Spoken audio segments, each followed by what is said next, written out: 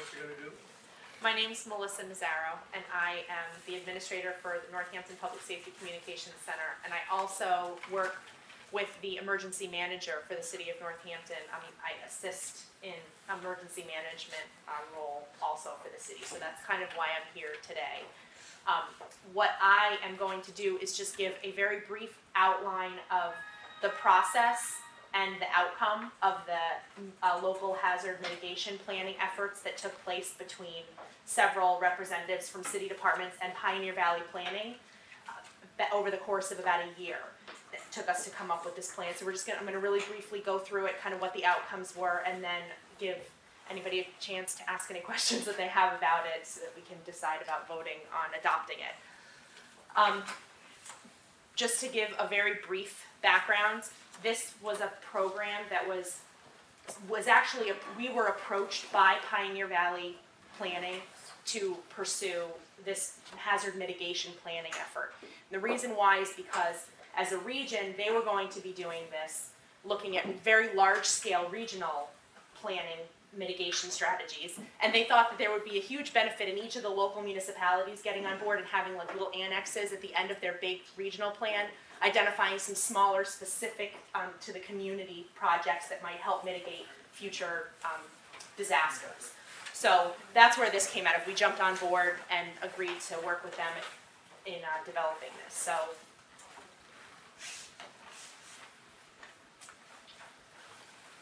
just let it get to the next slide.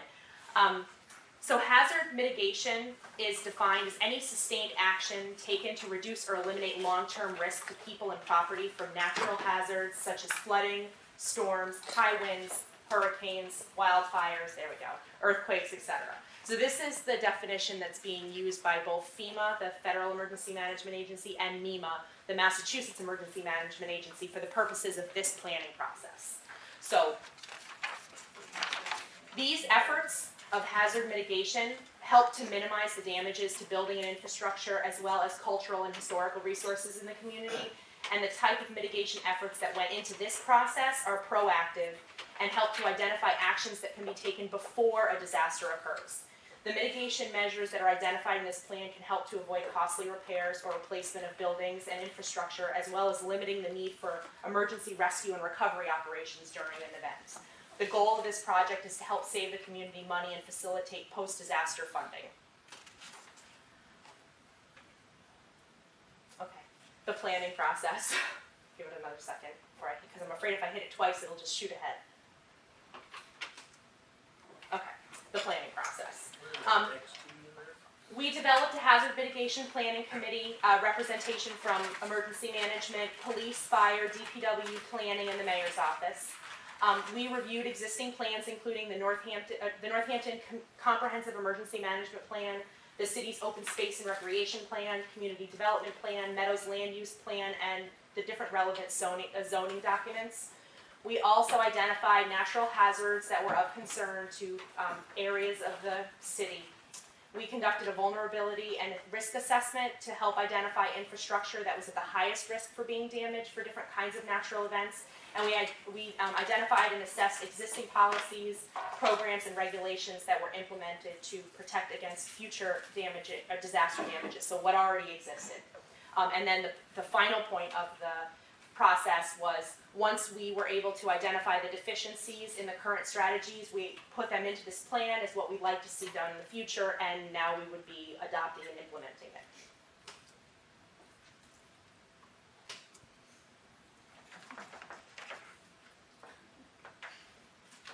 Okay, so the hazard identification, we identified 7 hazards that we looked at for the purposes of this in terms of natural disasters. Floods, both flash floods from large rain events that happen quickly, usually involving the Mill River, and then general flooding, usually involving the Connecticut River. Severe ice and snowstorms, hurricanes, tornadoes, and more to our area, the microburst issue, more so than a traditional tornado. Wildland fires and brush fires, earthquakes, and dam failures. And then from the more man-made issue, we came up with hazmat, hazardous materials releases, critical infrastructure threats, oil, chemical, biohazard spills and accidents, and actual residential or commercial building fires.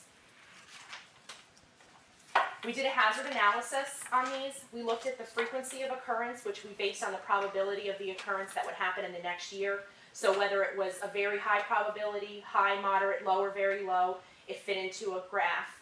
Then the location, if it was going to impact more than 50% of the community, it was going to be considered large. If it was less than 50% of the community, but greater than, I think it was 10%, it went into the medium category. And if it was less than 10% of the community, it would go into small.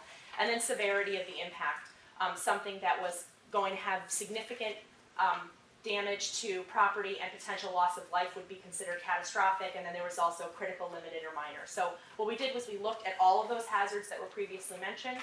We rated them based on these 3 events, and we came up with an index of a score of 1 through 5. And if it works, this next screen is, no it didn't. Okay, so it's in the plan. There is a sheet that's called Hazard Identification and Analysis Worksheet. I believe it is on page 23. No. 27. 20, is it 27? Or is it 14? 14, 15? In any case, it's in section 3. Is it table 3-6? Yes, it is. Yep, So that's that's it. Page 20. 24. 24. So it's 24 and then it goes over one line into 25. Oh, okay. So,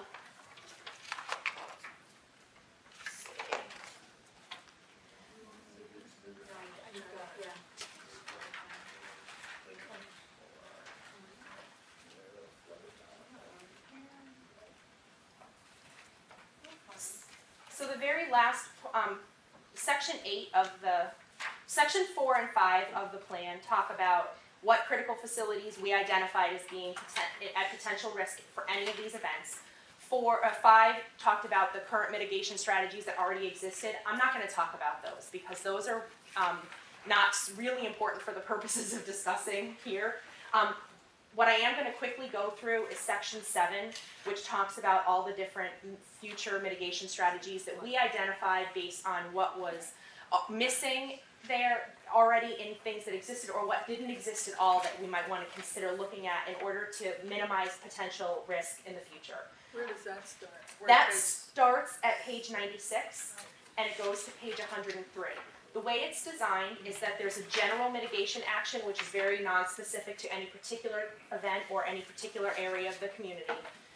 And then it goes into the specific hazards, and each one identifies a goal of the whole section, and then it identifies what the action is and what the who would be responsible for implementing it. So the general mitigation actions, and I'm just going to breeze through them very quickly. To develop a Northampton Disaster Planning Committee that is going to be meeting more often than just for the purposes of doing this plan. Review the agreements with essential service providers to ensure that during a large-scale event that we're not going to suffer any short-term supply interruptions, like for fuel delivery, let's say, for city vehicles, DPW, police, and fire vehicles. If there is a large-scale event, we want to make sure that we're up at the priority delivery service of the region, not all of the local gas stations, because we need to keep our emergency responders running. That kind of memorandum of understanding between different suppliers. Inventorying shelter supply, and then come up with a needs list and figure out where we would store items for sheltering. Determine feasibility of adopting an emergency call notification system. So reverse 911 is a fairly popular title of a particular brand of emergency call system, but it's basically just backwards calling. We have a message that we want to get out to the public, and we have a database that's maintained for us to be able to do that. Retrofitting backup government buildings, so our secondary locations for city offices with generator hookups and other necessary hardware, radio, data, computer connections, so that if we had to relocate the City Hall campus to, let's say, JFK, during a major event, that we would be able to plug in and actually function as a full City Hall campus, just in a different location. And then update the plan every 5 years. So getting into some of the more specific hazards, flooding is the next one, which is probably the only one that's long like this. Here we go.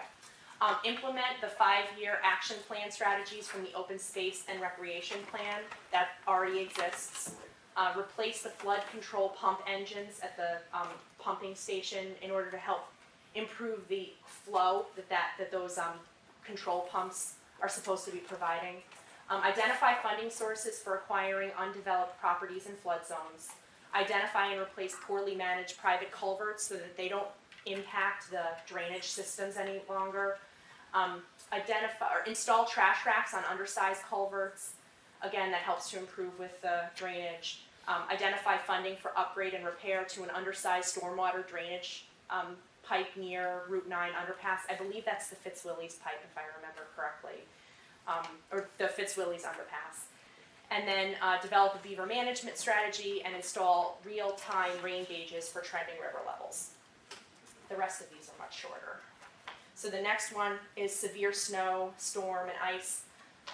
Purchasing land for storing the snow after it's been removed from downtown Northampton and downtown Florence, and that's an effort to speed up the amount of time that it takes to get those areas cleared so that there's not as much of a traffic impact in the city after major snow falls. For hurricane and tornado, maintaining the channel designed to drain the Barrett Street marsh that's behind the fire station. Educating homeowners in advance on how to protect their home and prevent damage from a hurricane, and then educating the public in advance on how they would identify a tornado or microburst and seek the appropriate shelter. For fires, revising zoning regulations requiring sprinkler systems and water storage in houses that are being constructed away from water supply, so in the out-of-water district that exists now in the city in different places for new construction. And I wasn't sure when I was reading through this how they got that from the wildfire brush fire, except that I guess it doesn't really matter. If there's a fire, even if it's a brush fire and it's approaching your house, if you don't have this, the sprinkler system would help at least keep your property safe, even if the brush fire might be surrounding your house. Earthquake. Because there's very little chance of us actually being able to stop the earthquake. Designating the senior center it's a newly constructed building that was designed with earthquake as an earthquake resistant structure, that would be a good location for a shelter in the event of an earthquake. Especially considering that there could be potential aftershocks, that would be the location that would be preferred for any sheltering of residents in the city. So designating that and then letting the city residents know about that change. For dam failure, we're looking at just continuing the dam safety inspections that already exist now, and then mapping the inundation zone. So if there were to be a failure, at different levels of fill for the dams, where how far they would reach and what kind of loss of life or damage to property we'd be talking about. And then for hazmat would be electronic monitoring and tracking software for the EPA Tier 2 locations. And Tier 2 locations, for anybody who doesn't know, is just a designator that they've met a certain threshold for quantity of storage of certain chemicals on site. And they have to declare themselves both to the fire department, the EPA is the one who's overseeing this, and then also to the Emergency Planning Committee, which in our case is a regional Hampshire-wide REPC it's called. And that is it as far as the strategies. Now, as far as the cost, because that seems to be people's biggest issue when they talk about adopting a plan, the majority of the actual action items have no out-of-pocket expenses associated with them. It's pretty much just the employee and department time to actually go through and do them.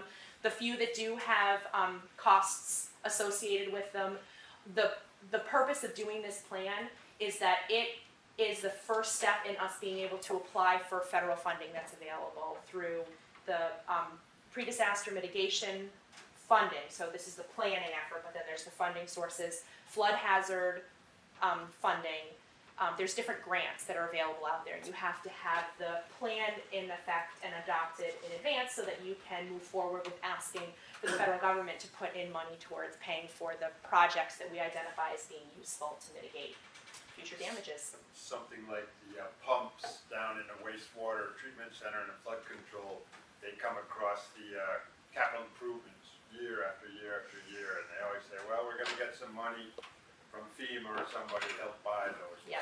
Came But- across this year. Yeah. Did it come across this Came year? across this year. Guess what happened? No money. No money.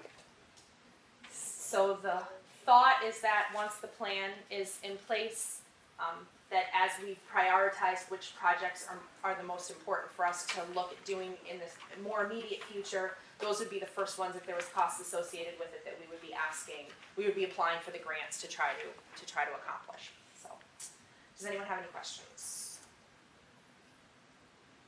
Wow, I did it in just over 12 minutes. That was pretty good. 147 pages. So Is there, well, actually, is there really still money available that you guys? they actually are still running sessions. They just finished a session recently. And they are still running sessions to do it. I don't know what's going to happen after this last round of cuts, Right. but they were still asking for applicants earlier this year. So was it 5 years ago, last time this was updated? My understanding is that it's coming across as the Local Hazard Mitigation Plan, but this was actually, the title of it is the Pre-Disaster Mitigation Plan, and so, yes, it's pretty much the same thing, but they wanted to be looking at more than just the hazards, the natural hazards. Well, I just wondering, if 5 years ago, did we get any money? I don't know. I wonder if we, We got, 5 years ago, there were a couple things that happened as a result. We then were eligible to, as part of that, we were eligible to reduce the overall flood insurance cost for homeowners who need flood insurance. So, and then the other thing is we received a grant for helping homeowners upgrade retrofit or do upgrades on their homes to reduce the risk and impact from flooding. So we applied for a grant, but we were eligible for the grant because we had done the plan. So so we did get some money last time, and maybe yeah, there's hope. and and that actually, we finally got the money right after Katrina. We thought that we weren't going to be able to get the money. And then our department hasn't applied for anything. I don't know if you guys have applied for anything. No, I know that DPW is looking, there's a couple of the projects that are gonna be directly under the purview of DPW. Pretty much the ones that have the biggest cost Well, I was associated thinking with. that the Mill River, there's an issue with dredging and the dam of the Mill River, there's the pump that George mentioned. Yep, there's the river gauges, because that would be a huge benefit across the board to be able to better trend what the flooding issues are and how the Mill River and the Connecticut River relate to each other. Right now, we're using gauges that have been set up by other government agencies, so they don't always capture exactly what we're trying to look at. And so I think Ned was part of this planning process, and he saw this as an opportunity, now that we have the document done, that there might be the opportunity out there to be able to get some funding to offset some of the costs of these projects. Is it FEMA money? It is federal. Basically FEMA. Yeah, and it was last time was the flood mitigation grant, flood hazard mitigation grant, and this is the pre-disaster mitigation grant. So even though this is titled here a local hazard mitigation plan, it actually falls under the category of the pre-disaster mitigation plan for purposes of applying for that particular fund. Do you have a question, George? Well, yeah, just kind of the bigger picture, what's our role here tonight, and what's going on with this plan? The planning board is the body that has the jurisdiction to adopt plans for the city. So the planning board has, in order for this plan to take effect, the board has to officially adopt it. It's also going to go to city council as is customary for endorsement, but the legal body to adopt is you all. So in order for this to move on and take effect and for us to be able to apply for grants, based on the plan, we have to have this adopted. So you guys, follow the same course of action that you would follow for any, plan that would be adopted by the city. So this is your official public hearing. And then you take an action, and then once you're done, then city council, I don't know if it's scheduled yet to go to city council, or, but I would assume if you guys take action tonight, then it would go to city council the next possible, meeting. So, when approximately was the last draft, Melissa? I saw there's a few comments in here, you know, that somebody wrote to say, we've gotta look at this, maybe move this or something. Yeah, I can see what the date was on the, I'm looking at the same, the one that I had was the same one I think that got emailed around. This was the draft that was forwarded on to FEMA for their approval that it was at least complete as far as they were concerned, that we had we had crossed our T's, dotted our I's, and what was included in it they had no way of knowing if it was accurate, but we at least, you know, had checked all the boxes that we needed to have the plan be complete. So I'm not sure, it's always going to be a dynamic document, and it's always going to be being edited in order to reflect the current situation that we're in. Any changes that come up as projects get completed are going to be marked down, and any grammatical and spelling errors are going to be corrected as they are found. But the content itself and the meat and potatoes of it that's finished. So I have a couple of questions or comments at the risk of boring my fellow board members here. But a lot of this, and certainly in Northampton, a lot of these natural disasters just don't have a high incident rate here. Floods, not floods, but tornadoes, earthquakes, things like that. It's mostly around floods and all, which is understandable. One of them talks about, one good thing that we've done is we protected the water supplies by having a water supply district, protection district. We did that not only for the Hatfield Reservoir, but I think for the East Hampton Aquifer, the Hatfield, and I don't see any mention in there about that new district that we just voted on recently, for the East Hampton Aquifer. WSP2. Yep, so that might be a nice addition to this. I don't think it mentions about the wetlands ordinances being revised and adopted in here. And that might be another thing just to kind of update it. The other big fear, certainly after 9/11, we heard a lot about was and this was, I think, more paranoia than anything else, something happening to like the Quabbin Reservoir. And I wondered if, I didn't see anything in here that specifically talked about safeguarding our reservoirs up in Whately and Conway. And maybe that's out of our purview. I'm not advocating for armed guards or security cameras, but I think if something went wrong there, if a tanker overturned in our reservoirs, we'd be stuck with a couple of wells in Florence and a lot of bottled water from Stop and Shop. So maybe there might be something there about those. So what you're saying is that terrorism is not addressed in here? I didn't want to go that far, but there's some kind of problem, let's say, with our reservoirs that, you know, that's the whole thing about, I guess. As opposed to a natural or unnatural or man-made. Yeah, I don't even know what, but I think that's what these folks, a group like this does, is they plan for the unplannable somehow.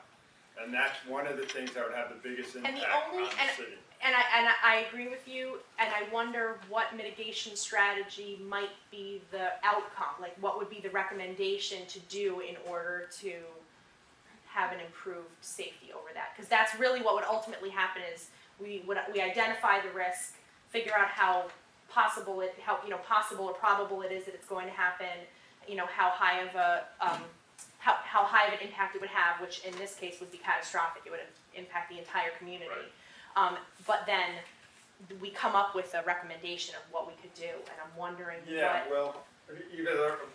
don't know, that's up to your crew. You come up, or you figure out what's our backup plan if that happens, just as like evacuating the city in case of an earthquake. You laid out all these routes that we would leave the city, so if something happened to the water, I guess it would just be some kind of, I think that the response side of that would be in a different plan, that this, when we talk about the evacuation routes in this, we're using them as just identifying them as kind of a risk. We wanna make sure that we consider the evacuation routes, not that we identify them, they're identified in another plan.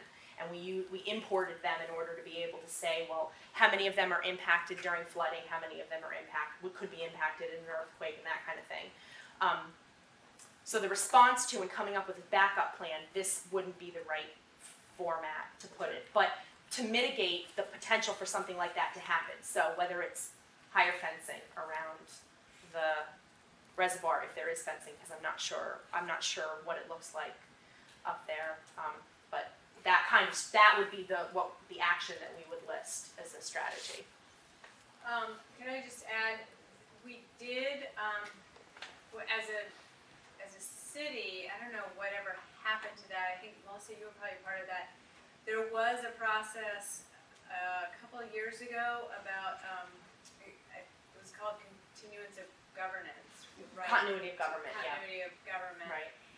To address unnatural hazards or even natural hazards Right. too, about what will we do in emergency situations. And I think there's a plan, isn't there, related to what do we, I mean, the when goals. Cheney goes under the mountain in Tennessee or something. Right, we're all standing on top of the mountain, Cheney gets to go under. Right. But there was all sorts of there were protocols established for things, mass, epidemic or pandemic Yeah. situations, or if, there was a huge, fire or something in a portion of the city that blocked, Traffic, yeah. ways to get out of the city. So I think there's another avenue to address, that kind of thing. The response to, and what they did Okay, was. so maybe that gets referenced somehow in this plan, I don't know, just that other plan exists. If they can find it. And then just, George, I don't know if you're done with your list, because I thought I'd follow up. No, not yet, I have a couple Okay, other go things, ahead. you want me to keep going? Yeah. You don't wanna drive on the Mass Pike, and I go to Worcester some mornings, cause that's when I get to do this homework.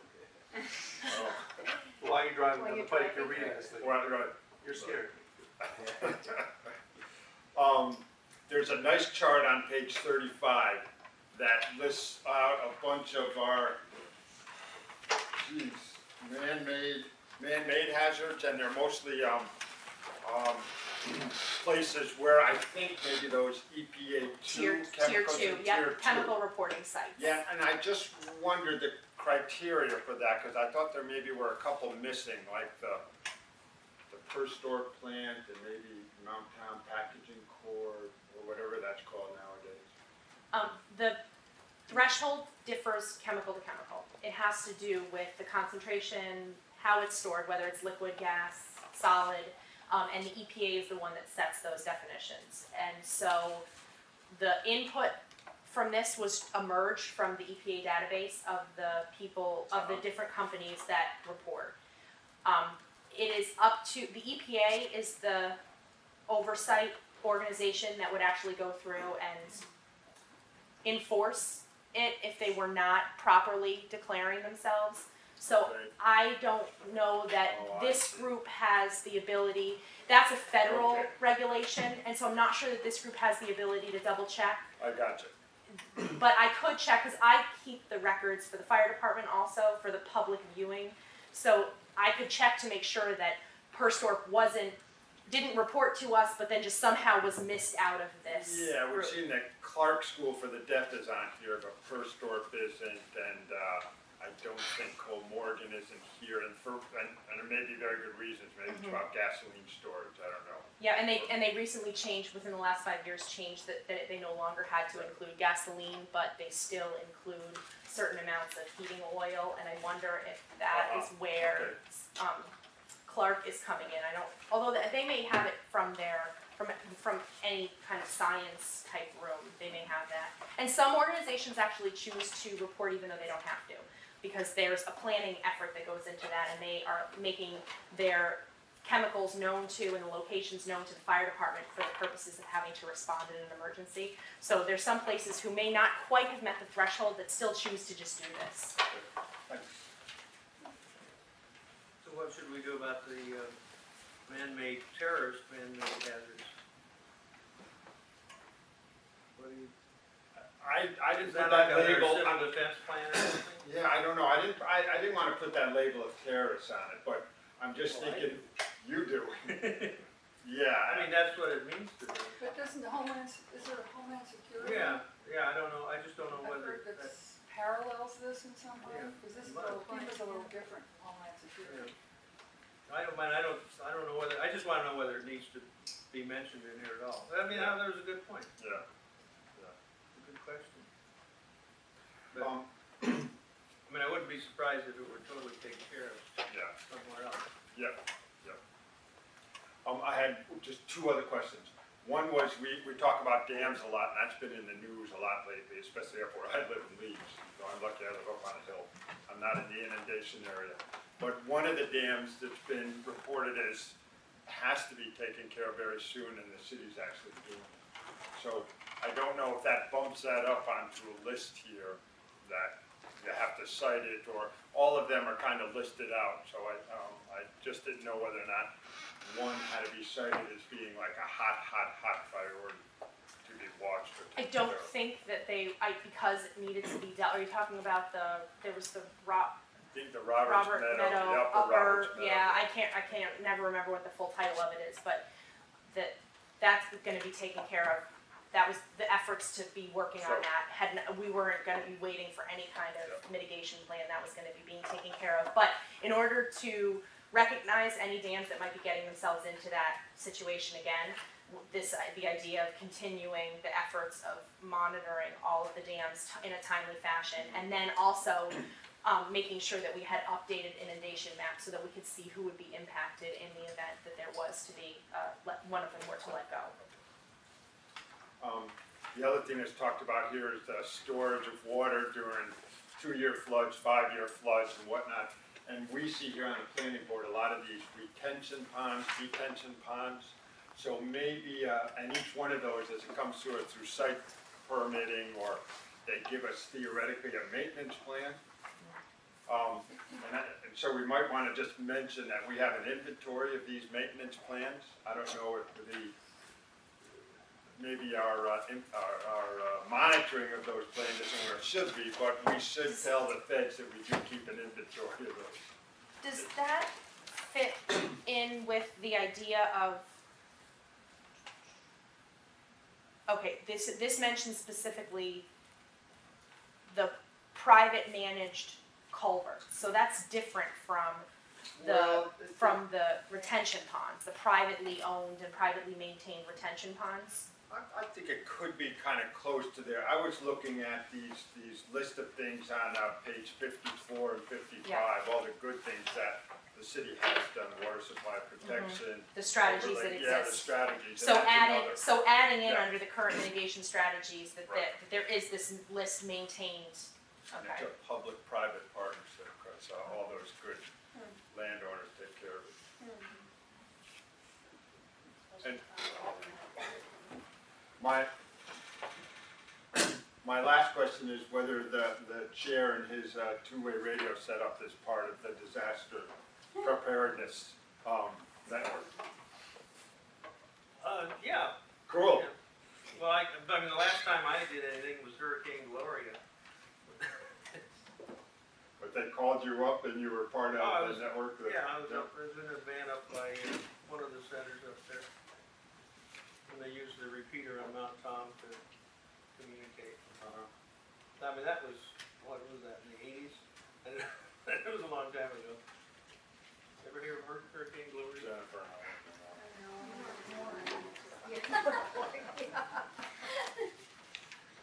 Well, no, I do have one last question. Sorry, but you say you're the aide to the Emergency. Northampton Management Director. Yeah. Who'll be that? Brian Dunning, the fire chief. So I'm the development coordinator for the emergency management department, so I'm the one who gets to go sit in on these. And the good thing is that I get to represent communications too. So I get to talk about the, whatever communication efforts might need to be included. A lot of people think of police and fire so quickly for public safety, but there is this aspect of dispatch where we kind of merge the two together, and I try to make sure that anything that needs to be addressed from the communication side gets included as well. I don't let us fall by the wayside, so. Any of our activities we're coordinating with the Red Cross. Which is shrinking here in the city. So why, I know Adam's here, it's our loyal compatriot, but why aren't there more people here? Where's the public around us? Or is this just kind of a rubber stamping process of, it's already been kind of Public hearing. It's a hazardous night out, I guess. I don't know. It was advertised as public hearing, people come or not. How do we know where they, how do we know? Just push anybody's buttons, I guess. there are no public issues around this that anybody could have any problem with. Well, I think I mean, this plan isn't really breaking any new ground. Yeah. It's not, it's talking about sort of, it's pulling together and creating a document that conforms to what FEMA wants to see done. We've done a lot of this stuff, and it's really pulling the pieces together and identifying them and linking the various aspects of what we do as a city and ways that we might be able to do things better. But it's not really, I mean, so in that sense, maybe it doesn't generate, a groundswell of interest because there's a massive change being proposed. The other thing is, this has been an ongoing process. When I It forget the started dates it started in the end of '06, I thought. I thought that the process started in the fall of '06 and continued through the winter of '07, and then I think to be honest, we all kind of forgot that it hadn't gone through this final stage. I mean, we worked so hard on getting it all put together, and it had to get to FEMA just to make sure that they kind of saw that all of the parts were there, and then it came back. And that was kind of where it sat. And then one day we were talking about the fact that it had not been adopted yet. So, So that's why all the Here we things are. in there are dated in yeah, in '06 December and 07, '07, yeah. Right, things that are saying that we wanted to have done in the first year because they're, very quick and easy fixes, are, kind of now have been put off by a year. But there's nothing, except for George's improvements, there's no reason not to You're the approve. best, Catherine. This seems like, like this is kind of, seems like. Right, there's the no- other thing, right, I mean, I don't see why you all wouldn't, my recommendation would be for you to adopt it tonight. I don't see a reason why you would need to carry on the public hearing. I would like to get back to some of George's comments. As I went through, I quickly was trying to do a search to see about, your issue about whether or not we should mention that wetlands has been updated and that the WSP has been updated. I think that looking at the plan, maybe the plan doesn't necessarily get that specific. It talks about strategies that here are the criteria within water supply protection districts in the city, and development has to follow those. And none of those things have changed by adopting a new geographic boundary that in which people need to comply with water supply protection criteria. So you might think about that in terms of whether you think that needs to be mentioned at all. And the same for wetlands. It talks about how the wetlands ordinances are part of sort of a composite of strategies that are undertaken. I guess, Carolyn, I was just looking at this chart, like on page 60 and 61, where they have proposed protection and a description and then potential changes. So, again, I'm sure FEMA is gonna give you an A- on this report, and adding these things might get you up to an A. I think But- that the section 5 in that, page 51 through 89 or whatever, wherever it goes to, the discussion in those pages could potentially change kind of all the time, because at Yep. any given time, there could be something that wasn't reflected in this plan as something that already existed that we find. And I think that those pages are less important about the outcome of the plan and more important to show the kind of research that was done. And the outcomes, these future mitigation strategies, were based on both looking at what already existed, talking to people who work in the city, and there was also an effort to try to solicit some public interest in talking to people who had interest in this. And I'm not sure how Pioneer Valley went about doing that, but I'm thinking that to make changes to that section 5, to make sure that, you know, FEMA knows everything that we're doing, you know, may not be where they're going to be focusing their attention. They want to see, how do you plan on mitigating any future damages? That's great that you're doing some stuff now, but we want to know what more could you be doing, and what additional are you requesting that you do in the future in order to improve your situation? Well, we do have a member of the public here. Do you have any comments? I do. You identify yourself, please. Sure. Adam Cohen from North Street in Northampton. You turn the camera around. I can. Very good. Basically, not that I don't want the plan to be approved, but I hope the planning board can talk a little bit about how the new wetlands ordinance might impact hazard mitigation. The concern of North Street Neighborhood Association is that the new wetland buffer zone regime, how close people can encroach on wetlands now, puts more structures at risk of flood damage, and that especially where we live, in town wards, and that concerns us. Okay. But we didn't pass that thing. That was Conscom and City Council passed that. That's not really appropriate, is it? Well, no, I mean, the ordinance, the wetlands ordinance is a city ordinance. And so how does that ordinance affect, the flooding of structures? You know, the ordinance doesn't allow encroachment into the wetlands. The, ordinance, allows for the Conservation Commission to review projects, differently in different locations of the city within buffer zones, not wetlands. So, I mean, I don't know that conversation could be a long conversation amongst many people that, I'm not sure has, a relationship to adopting the flood hazard plan. My take on it is kind of like when we look at a permit that somebody wants to build down in the meadows, and there's compensatory storage.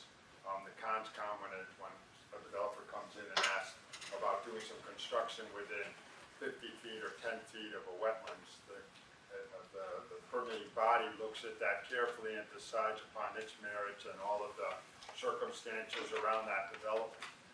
So it doesn't mean that projects will be built in the meadows or projects will be built that close within the wetlands, but that there is, that's allowed, certainly given a whole set of other circumstances and conditions.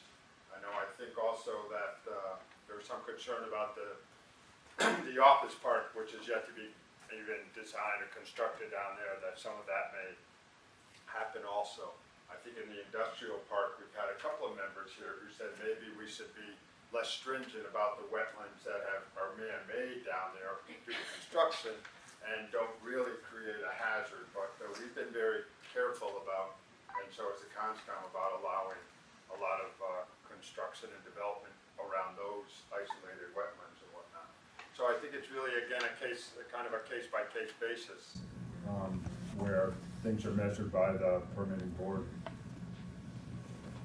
And one example was also the senior center parking area that's near the existing wetland. But that's not our area of expertise or influence either. To know when it can be allowed and when it isn't, that's what the Conscom does. We may recommend that they allow the parking area to be within 20 feet of the wetlands or something because of other existing structures there or something, but we're not the one that actually does it. So I don't know whether you're right or wrong, like some of the things that you mentioned in here. Everybody get this? I've got more. Yeah, go ahead. Yeah, I mean, and the handout, what it does talk about is, we engage Highland Ecological Services to review a lot of wetlands ordinances around the state. And their conclusion is Northampton is as lenient in terms of buffer zones, like allowing encroachment to within 10 feet of wetlands in some districts, as pretty much any other town you can find. So I mean, that suggests to me there's a global issue in Northampton about these buffer zones, more than kind of a case-by-case kind of thing. That would potentially lead to flooding. Is that what you're saying? Well, there's, I guess, one, you're putting businesses' homes that much closer to a wetland, and also there are scientific studies which show that when you have this much disturbance inside of 50 feet of a wetland, the wetlands become damaged, sediment, pollution.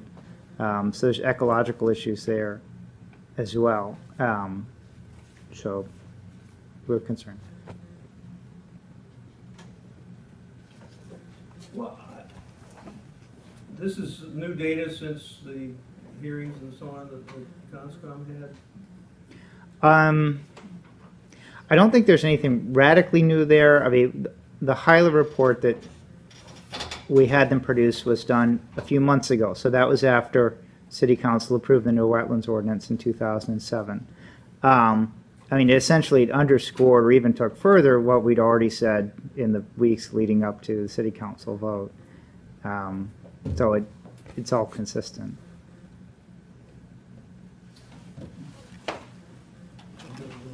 The other, Is there anything the planning board can do about it? I know when we looked at developments, especially around stormwater control, surface water, the retention ponds, whether or not they're biowetlands or not, where the calculations are tricky for most of us, maybe not Mark or Ken who are in that business. But the other thing that always concerns me in the past 5 years is that the storms seem to be increasing globally, and the rate of storms here in even our area. So maybe a 50-year flood level now is really a 35-year span of time, you know.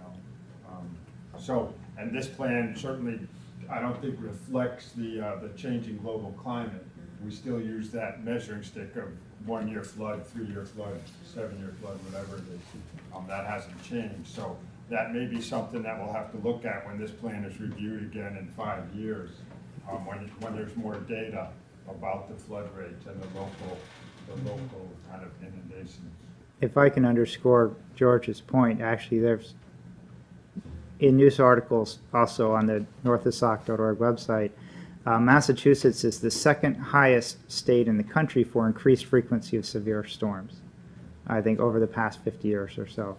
So this is an acute issue for Massachusetts, the increasing number of severe storms. Who's the other one? I think it's Rhode Island. Not Florida? Yeah. Florida? Not Florida? Yeah, I don't think it's Florida. Well, I mean, It's who you ask. I don't see how, At any I don't given see day. how it affects, how it would, I don't see the connection between that and this mitigation. Because the mitigation plan references the wetlands ordinance, as the last one did.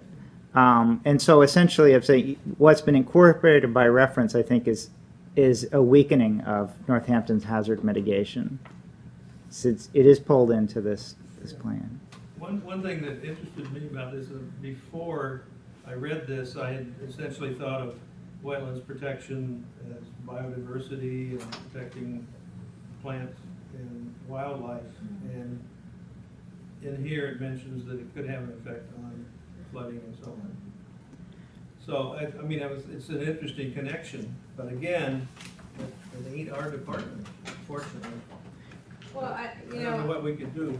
I think the other side of it, sort of the bigger picture of wetlands ordinances, it doesn't, the new revised wetlands ordinance actually is much more stringent in many parts of the city than it was before, and is much more stringent than most any other ordinance throughout Massachusetts. There are very few towns, I mean less than 10, that have a strict no-build zone anywhere in the city. So anything goes if you can argue your case. So So I wouldn't necessarily assume that, yes, wetlands are a valuable resource to help mitigate flood impacts. But the wetlands ordinance that the city adopted does not minimize that. It takes it very seriously. It also has strategies for protecting resources in the outlying areas. So the issue really is about looking at different geographic areas of the city and making assessments about development. So I wouldn't say that, the ordinance now is completely contrary to the goals and objectives of the flood hazard mitigation. Can I speak to that? The buffer zone is what bothers you. Yeah, right. I know no one's proposing to build anything in wetlands themselves. Alexandra Dawson had a guest column. She's the chair of Conscom in Hadley, I think.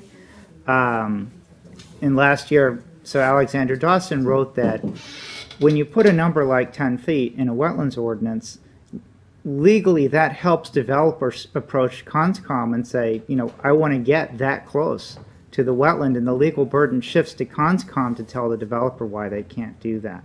So I think it's debatable whether the new ordinance, I disagree that it makes things stronger in terms of protection. I'd like to make a motion to close the public hearing. Second. Discussion? Just to say that I think the wetlands ordinance, and like this, is kind of a dynamic document. And if there turns to be problems with the revisions that we've seen in the wetlands ordinance, that too will be modified by, public outcry or by data or by Conscom, much as this may have some changes to it too. No, Adam's not gonna give up. Any other discussion? All in favor? Okay. What's next? A motion to accept the plan as proposed. Make it. Yes. Do you have specific language that you'd like to see added in any section about referencing ongoing updates maybe to the wetlands ordinance or to water supply protection? I guess, in many ways, I don't know the process, how this committee keeps meeting and keeps updating the plan.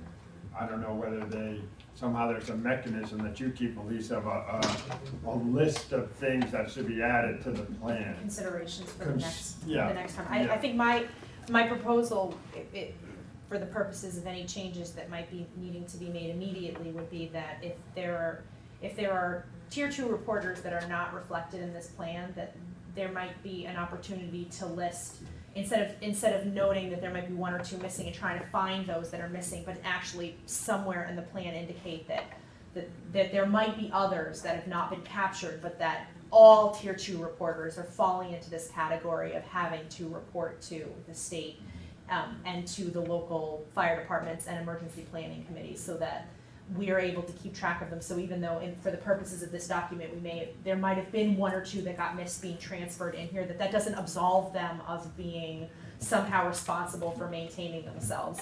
And then in terms of adding, we talked about the WSP2, that anything new that came into that number 5 category of what is being done, I think that it'll be worth reviewing at every 5-year point, making sure that anything that's come up recently, so since we started this in 2006, anything that has changed, that we can reference those change. But I'm not sure that I want to jump into doing that right now for this plan. And what I'd like to do is start that list of potential future projects. I like your idea about considering additional ways that we can avoid man-made hazmat type releases involving the water supply. I think that's a good project too. But I'm thinking that for the purposes of getting this adopted, that might start our next list. That might be a really good one to talk to the DPW about. How are they dealing with, are they in need of identifying that as a project that could use some funding for the future, whether it's changing the fencing that is around our water supply in Williamsburg, as it comes into the new water treatment plant. I don't know. I'm not sure if maybe because of the way that that area's been identified and that it does have use for the public in that community as well, that they're not allowed to put fences up. I'm not sure. Maybe it's not close enough to any road that there would be an accidental turning of a tractor trailer, I don't know. But that's a good one to start with for a discussion of next time that maybe we can expand upon. Doesn't mean we can't go swimming. Only nude. Right, you don't want to contaminate it with the laundry detergent that stays in your clothes after you wash it. So if you're comfortable with We gotta that. go ahead and adopt it then. Sure, I don't feel like you have to go in there and make these changes. I think it's been a long road right now. There are some editing changes Yes. you're still to make, so maybe where it says the wetlands ordinance, you might just add as revised in May of 2007, and maybe just add that piece around the watershed protection district that was increased, I even forget, down by the, down below the landfill. I mean, we didn't even bring up the topic of the landfill, because I guess that's not a disaster. I'll leave it there. Well, the last big document that we had to pass judgment on was the sustainability plan. And I want to thank George for actually really carefully reading this thing. And I went through it, and I have to say my eyes started glazing over after about 20 minutes. I helped write it and my eyes were glazing over after. You were reading on the way to listen? High five. Yes, more graphics, like Catherine wanted in the sustainability. plan. Less tables, more graphics. We love this little More flood pictures. picture, more flood pictures, Less picture of the reservoir. So are you prepared to make a motion now? big limbs on the ground. I'll make a motion to adopt the City of Northampton's Local Natural Hazards Mitigation Plan as presented to us this evening by the representative of the committee. Second. Any discussion? All in favor? Let's see, who's, I don't know. oh, I guess it's Marilyn's. Let's see, Marilyn, yeah, Keith isn't here, so Marilyn can vote. Wait, Wait, no, she can't vote on, the alternates can't vote on plan. oh, okay. Forget it. Well, if we could, we would. It's I mean, you unanimous, can vote, but I'm not gonna count the Duly vote. noted. unanimous of the full board members, whatever they're called. Okay, what's next? Thank you. Thank you, Melissa. Am I done now? Okay. And I should Thanks. What is this a picture of? Can anybody ID it? That's what we were just wondering. Just talking about. Melissa, can you I ID have this? absolutely no idea. That was found by the woman at I think Pioneer it's important. Valley. Pioneer Valley Planning was the one who put that May on there. not be Hamp, there's a smokestack What is there, that but tower? I don't think, that's what I'm looking at, that's a part of Northampton I don't recognize at all. It's not that. It's not Is the it flood possible that it's not Northampton? I mean, that would be really That's what I'm poor. thinking. That would be a really poor, I have to say, PVPC has done that before. For Northampton plans, they've pasted some pictures. of- well, some of the edits that I found in there where they're still referring to things, because part of this was a template. I mean, they're just dumping in information, and I No found a kidding. lot of You places astound me, yeah. where there were things that had not been properly, there was a lot of find and paste, so like where it said town, they replaced it with city, which is why everything says down city instead of downtown. And I was like, okay, well you can't just blanket across the board, change everything that said town to city, because now downtown, down city doesn't exist, that's not a word. So, There's a whole new concept. yeah, a whole new word. No, that was unintentional. Thank you. Oh, Carolyn, will you just erase do you want me just to No, right I'll click do and it, erase because I that? have Okay. to do mine too. Thanks. Okay, did we add anything to the agenda? Yes. Okay, where's the agenda? Well, first, at 8 o'clock, we were gonna talk about the year project. I've done a lot of talking about it tonight. Oh, cool. Is that this? Yes. Yeah. Okay, I was wondering when we were talking about that. You excited about Yeah. Operation Line. Good. Line meeting. Does anybody need a summary of where we are with the rezoning, zoning Yes. revisions committee? I want a Where are we? summary. Yeah, we're Give me a summary. update. A revision of the revision. Well, we've distributed It might be in the, the library. the documents we adopted. And I think where we're at now is we've got to form a committee. And that's not sure for this evening. We have to form a committee of the planning board to reach out for applicants. A committee advisory to the planning board. Yeah, Not a Yeah. committee, not a subcommittee of the planning board. Say that again? Wait, We don't need many members from the planning board. It's not a subcommittee of planning board members. It's a committee that will be advisory to the planning board. And the document calls for one member. right, Is that right. One Well, member.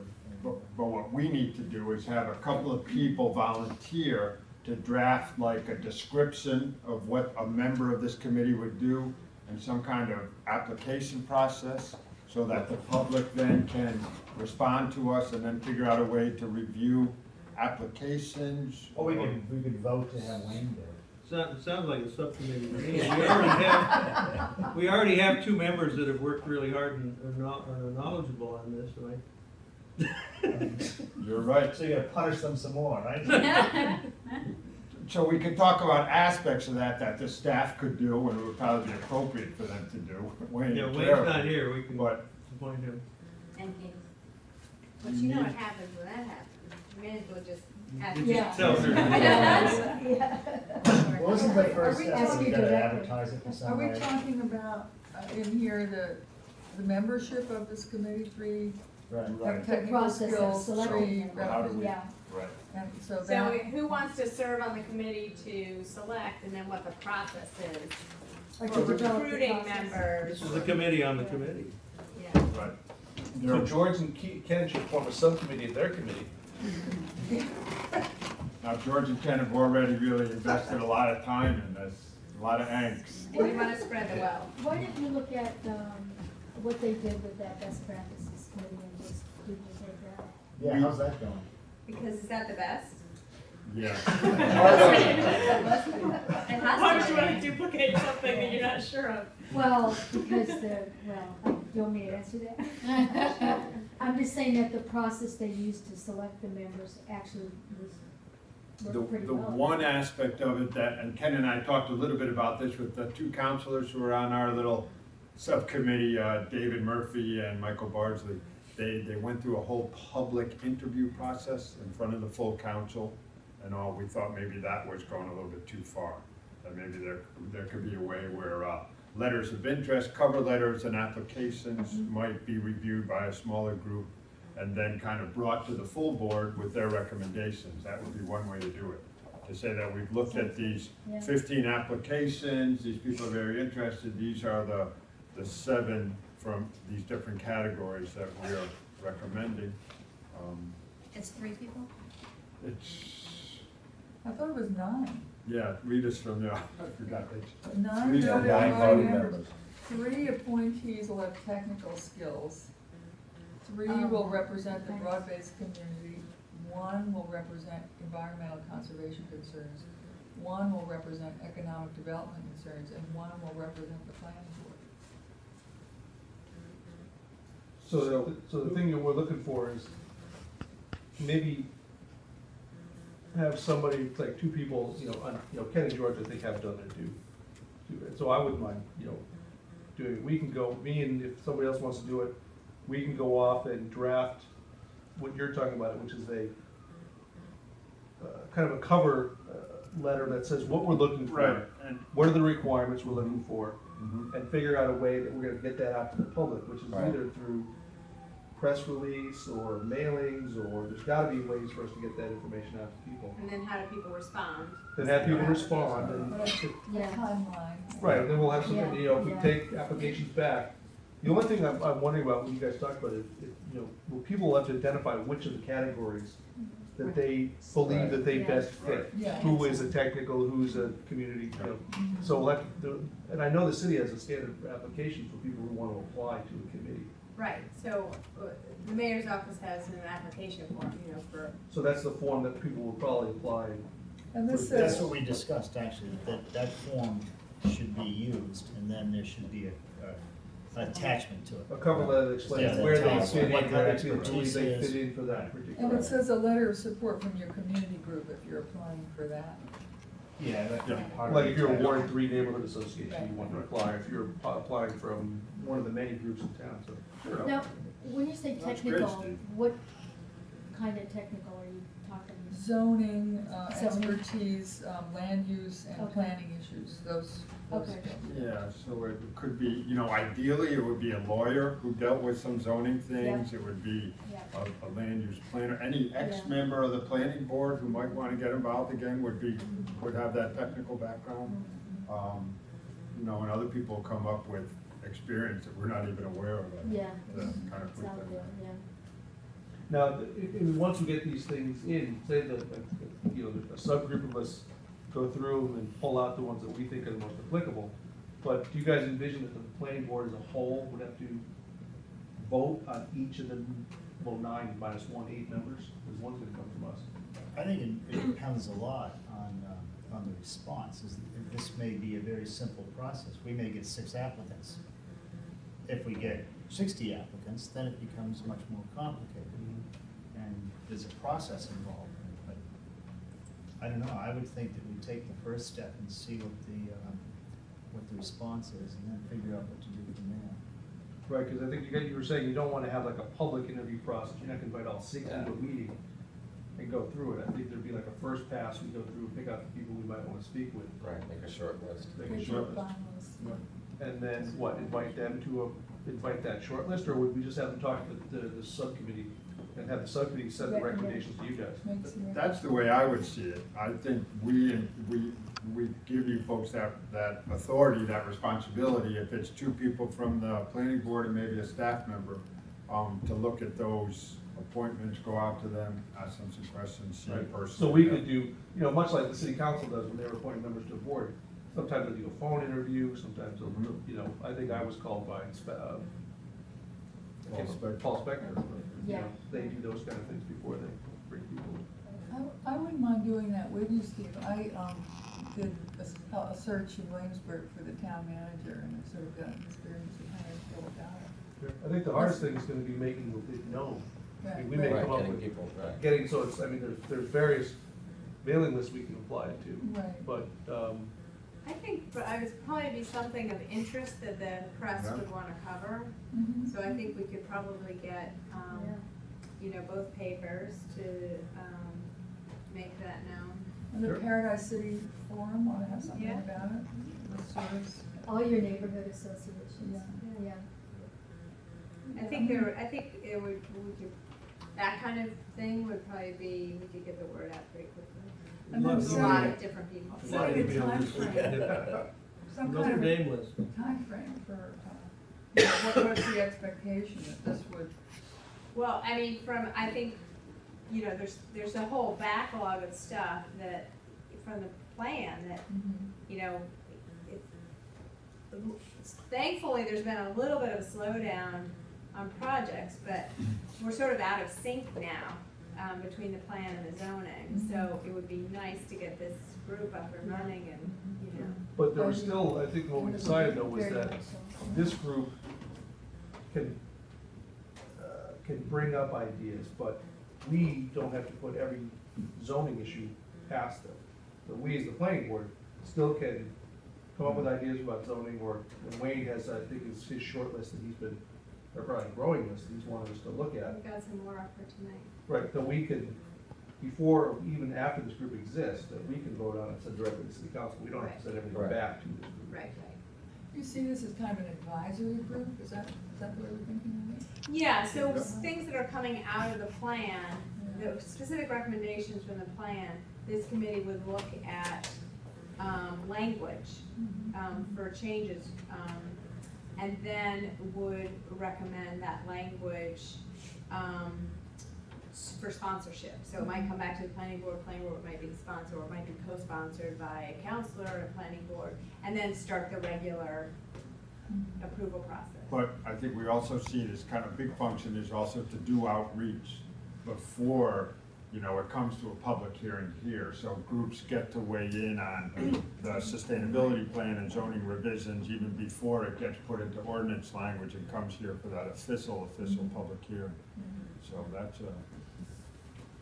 the whole outreach piece, and to respect folks that are saying that the public isn't getting as much input into these as it should be. Somebody else interested in working on this?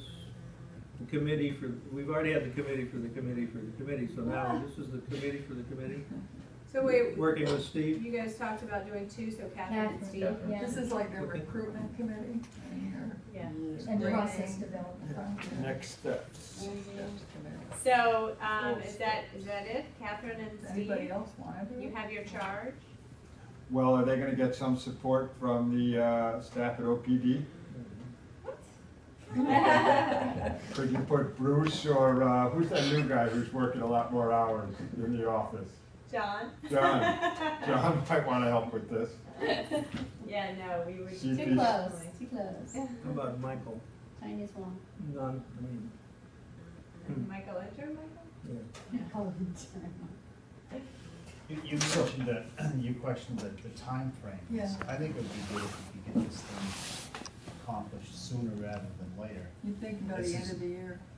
Yeah, and this has been in the works Gonna for be hard. many, I many think it's months. gonna at this be point. hard, yeah. Well, if we can send the We gotta notice get it out by the public, end of give the Yeah, year. but get the process started by the end of the year, it'll Get take it you a while. established and, you know, get the word out. Yeah. And because nobody's gonna be responding as it gets into the holiday period anyway, so, you know, if we maybe look at January for maybe doing interviews or something.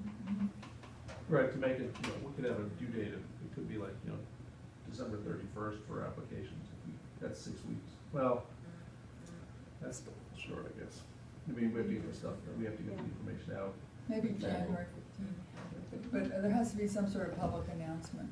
that would- Right, with a hard deadline, so Yeah. things are in by this date, decisions will be made by February 1st, Right. and the committee gets up and running, you know, hopefully sometime in February. Thing is, recessions are a great time for us to work on planning. Right. A lot of people looking for things to do. Cause there's, No, you have time to deal with no it. one has any. We're not the permitting committee all the time. That's amazing. Yeah. Feel free to call Ken if you have any questions about the, you know, the guts of this, what's been discussed. Well, the other thing I can think of is that we're gonna just have to, and we may have another discussion here before the committee gets started, it's just one last discussion of the flow, you know, Yeah, and if, how we expect things, information to go. Right. yeah, Things go from us to this committee, things will come from this committee to us. And then from us, it goes to city council, just like normal. right, and our planning board, somebody from the planning board is gonna sit on this committee, so that person, he or she has to be a real good conduit. Liaison. Yeah, of back and forth stuff. Right. Yeah.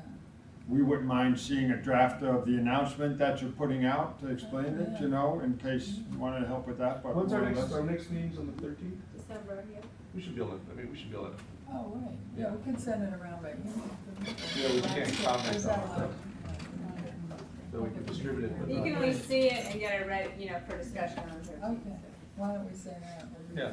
Right. But Thanks. this could be a group that would initiate ideas, that would be going through the sustainability plan, initiating thoughts. And it's not, there's, I mean, it's sort of a reciprocal process, isn't it, from the planning board to them and then to the planning board. Right. But we hope that some of them are able to put some real time into the research and into the language that we kind of rely on Wayne always to come up with this language. And it would be nice if these other people could do that and really then get, an example we used is that once that language is kind of crafted, then they go out to a neighborhood like, you know, the Smith College neighborhood and says, we're thinking of this zoning change, what does that mean here in your neighborhood? So all of that kind of chatter and chaff happens up front, Right. and then it comes to us to kind of really. Well, there should be people on this committee who would have those technical skills and Yep. that knowledge. And also, It may be a little wishful thinking Yeah. that we'll be able to come up with enough people yeah, to do it. what are the rewards? Well, Obama said all the change is happening with you locally, so. You're rewarded in heaven. Who knows, we get What's people. next? So, speaking of zoning changes that might not go through such a committee, a year and a half ago, I think, one of the buildings, the old Pro buildings on Notre Street, came before you. The prospective buyer was asking for a zoning change from general industrial to special industrial. This is the one that runs from Pine to Bliss, that the long building. Did he wanna put in a school or something? What was that? The beauty school was going to go there, then they backed out. They wanted live and workspace. Well, the seller wanted that ability, and then there was a development agreement that would limit, as part of the rezoning request, that would limit the total number of live workspaces if it went to SI, because the live work is not allowed in general industrial, it is allowed in SI. Now the property has actually changed hands, so the prospective buyer then is now the owner. The same. And, yeah, Okay. and so, they've done quite a bit of interior renovations, improving the infrastructure, the internal infrastructure. They want a little bit more flexibility. Their intention is to maintain the central part of the building as manufacturing, and then have more office R&D type of users on either end. And they also want the ability to have artist space, because they've had a lot of interest from artists who want, but that's not allowed in GI, but it is allowed in SI. So, they want to restart that zoning request process. So the question for you all is, would you be willing to sponsor either solely a change from GI to SI, or potentially with the ward counselor, who's David Murphy, who was a co-sponsor the last time around. And do you think that request needs to go through this committee, or do you feel comfortable enough that doesn't really? Weren't we generally in favor of it last time around? Yeah, it was frozen.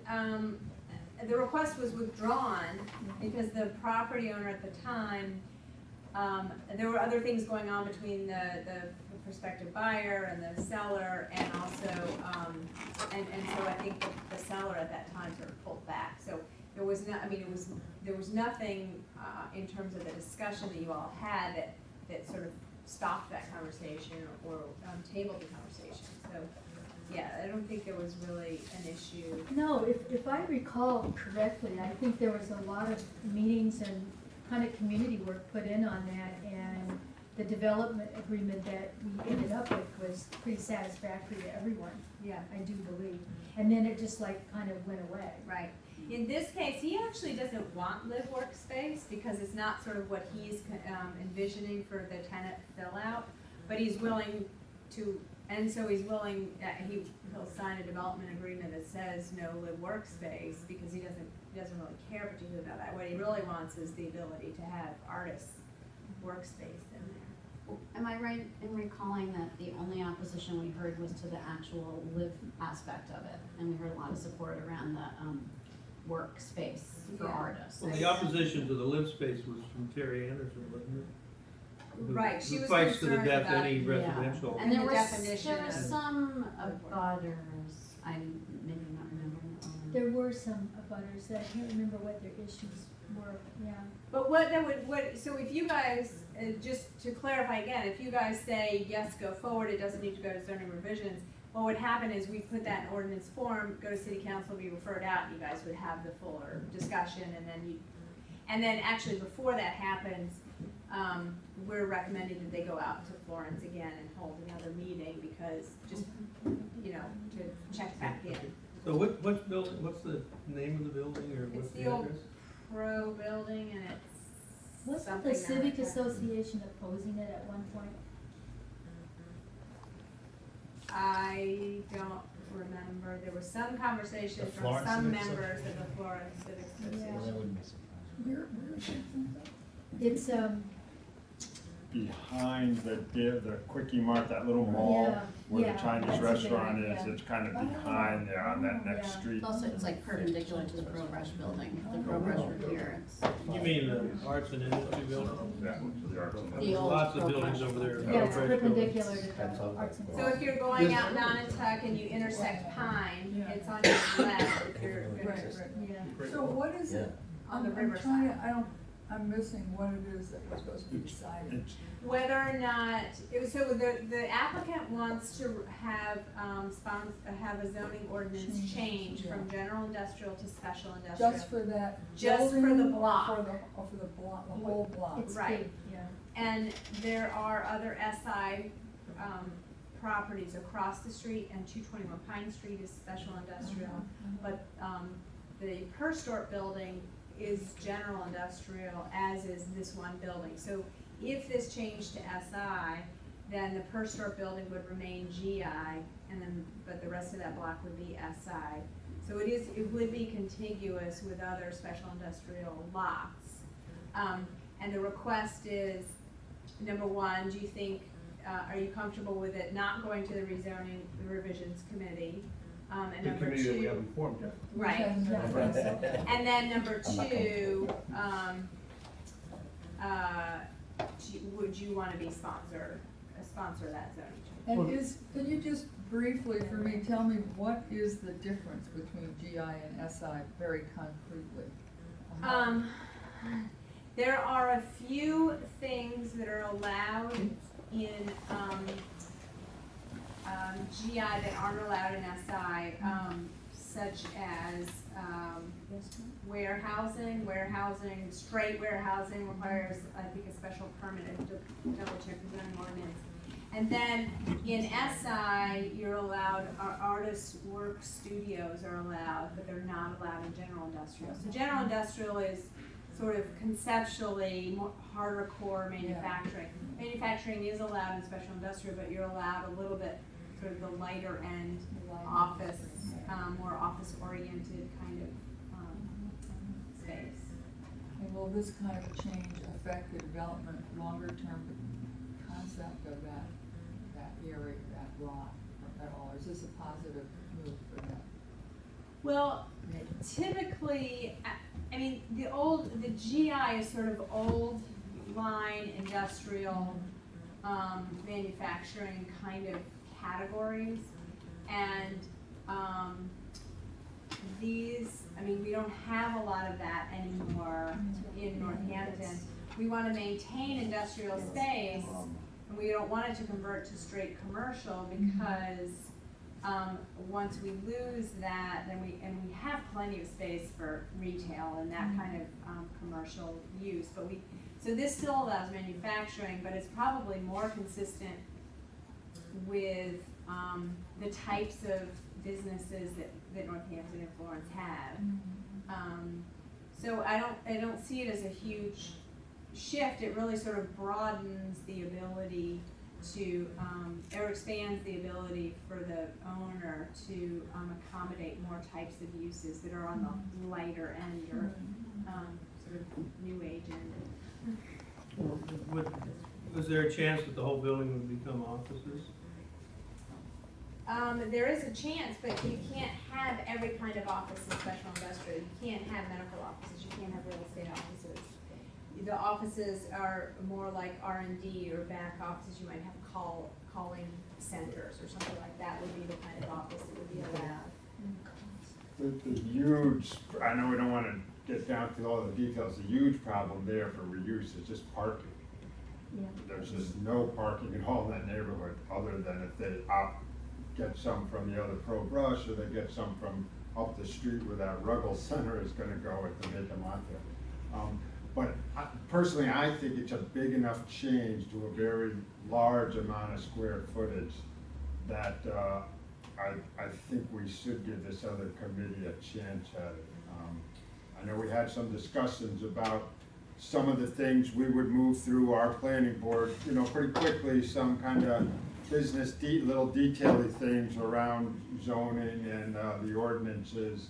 But this seems to be kind of a larger issue, and perhaps this is where they reach out to that community around there and vet it a little bit more than what we do at just our public hearings. I mean, I guess I disagree, because I don't want us to create this new committee and then feel like the best practices committee, we can't do anything without running it by them. This committee that we're setting up is specifically for the sustainability issues and issues associated with sustainability. It doesn't mean every zoning issue Well, we but come that's up what with from this now on is. has to go through them. This is clearly what's advocated for in the sustainability plan. Well, you could say just about anything Yeah. is somehow associated with sustainability, but Well, except for rather, you know, are they gonna be concrete sidewalks or bituminous sidewalks? I mean, those are the kind of things we can. right, but to say that by starting this committee, then everything has to go through it, I mean, why don't we I'm create? not saying everything has to go through, but this is, remember the public hearing. This was a large public hearing, this was I wasn't on the contentious. board for this. There was a lot of give and take with the civic center up in Florence.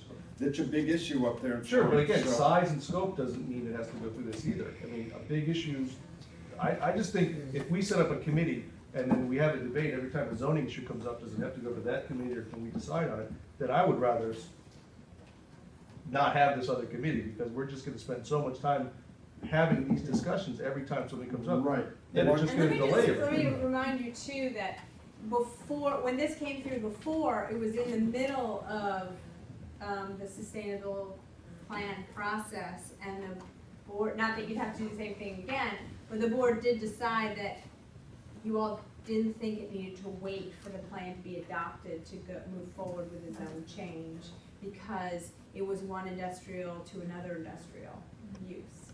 So I just throw that out there too. Marilyn had something Yeah, to say. a couple of things. As I remember, it was contentious in the beginning, but there was a lot of outreach done, and people did come together. And in the end, there was quite a consensus about how, we had several meetings. I can remember it was in Wayne's office, we met one night.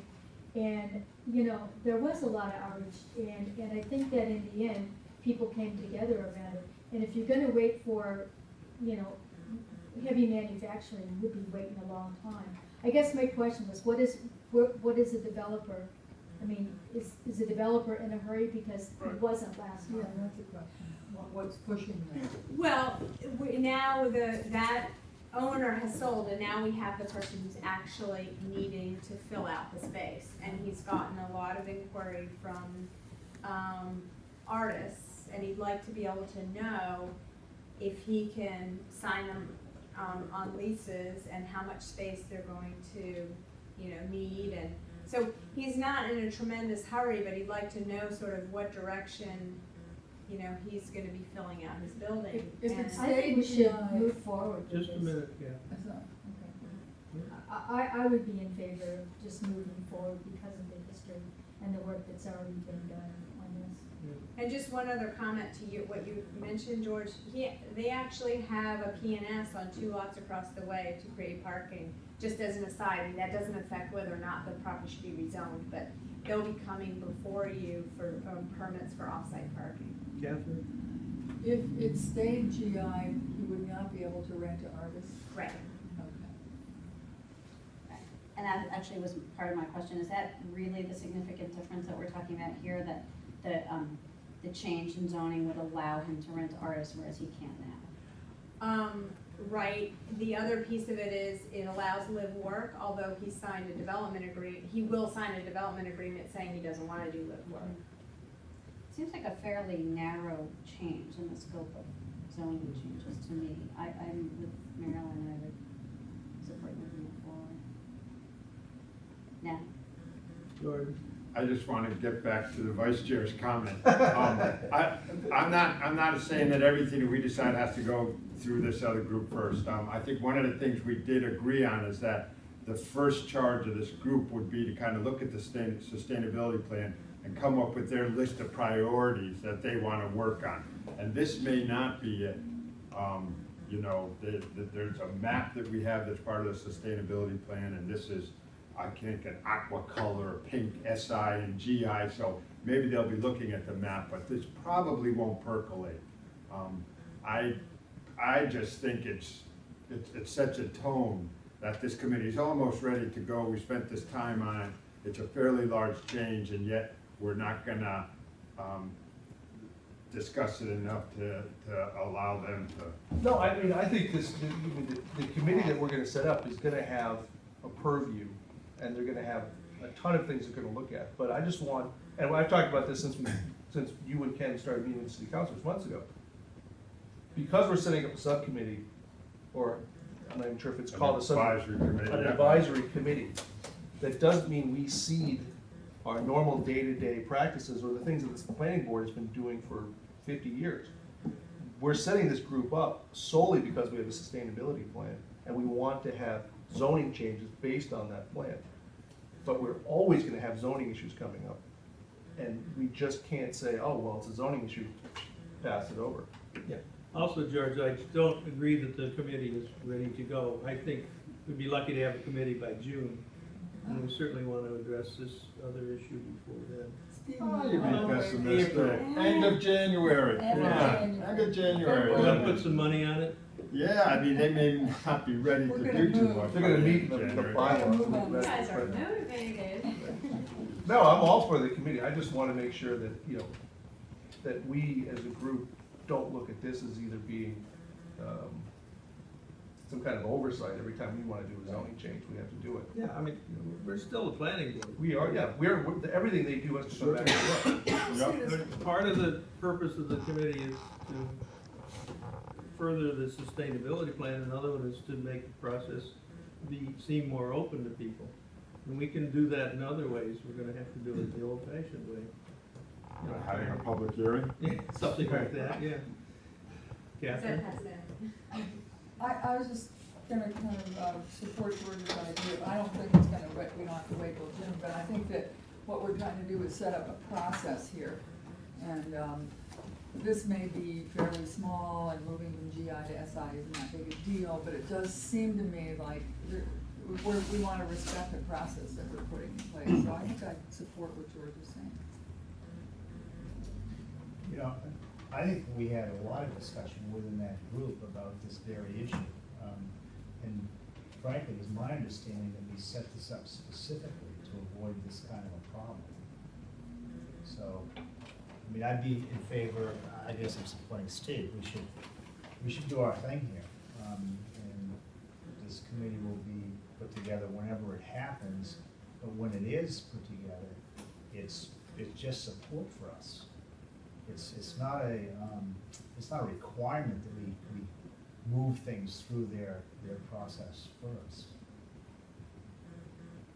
And I think it says that in this document, it's pretty clear. It doesn't have oversight or power or anything, but it does, it has a certain skill set or larger view of the community that we want to encourage in making changes. But it's support. I think that's a key part of this, it's support. And if it's going to hamper our ability to move forward on a lot of this, that's not support, to my mind. I understood it's support, and it's there to streamline our process that we go through.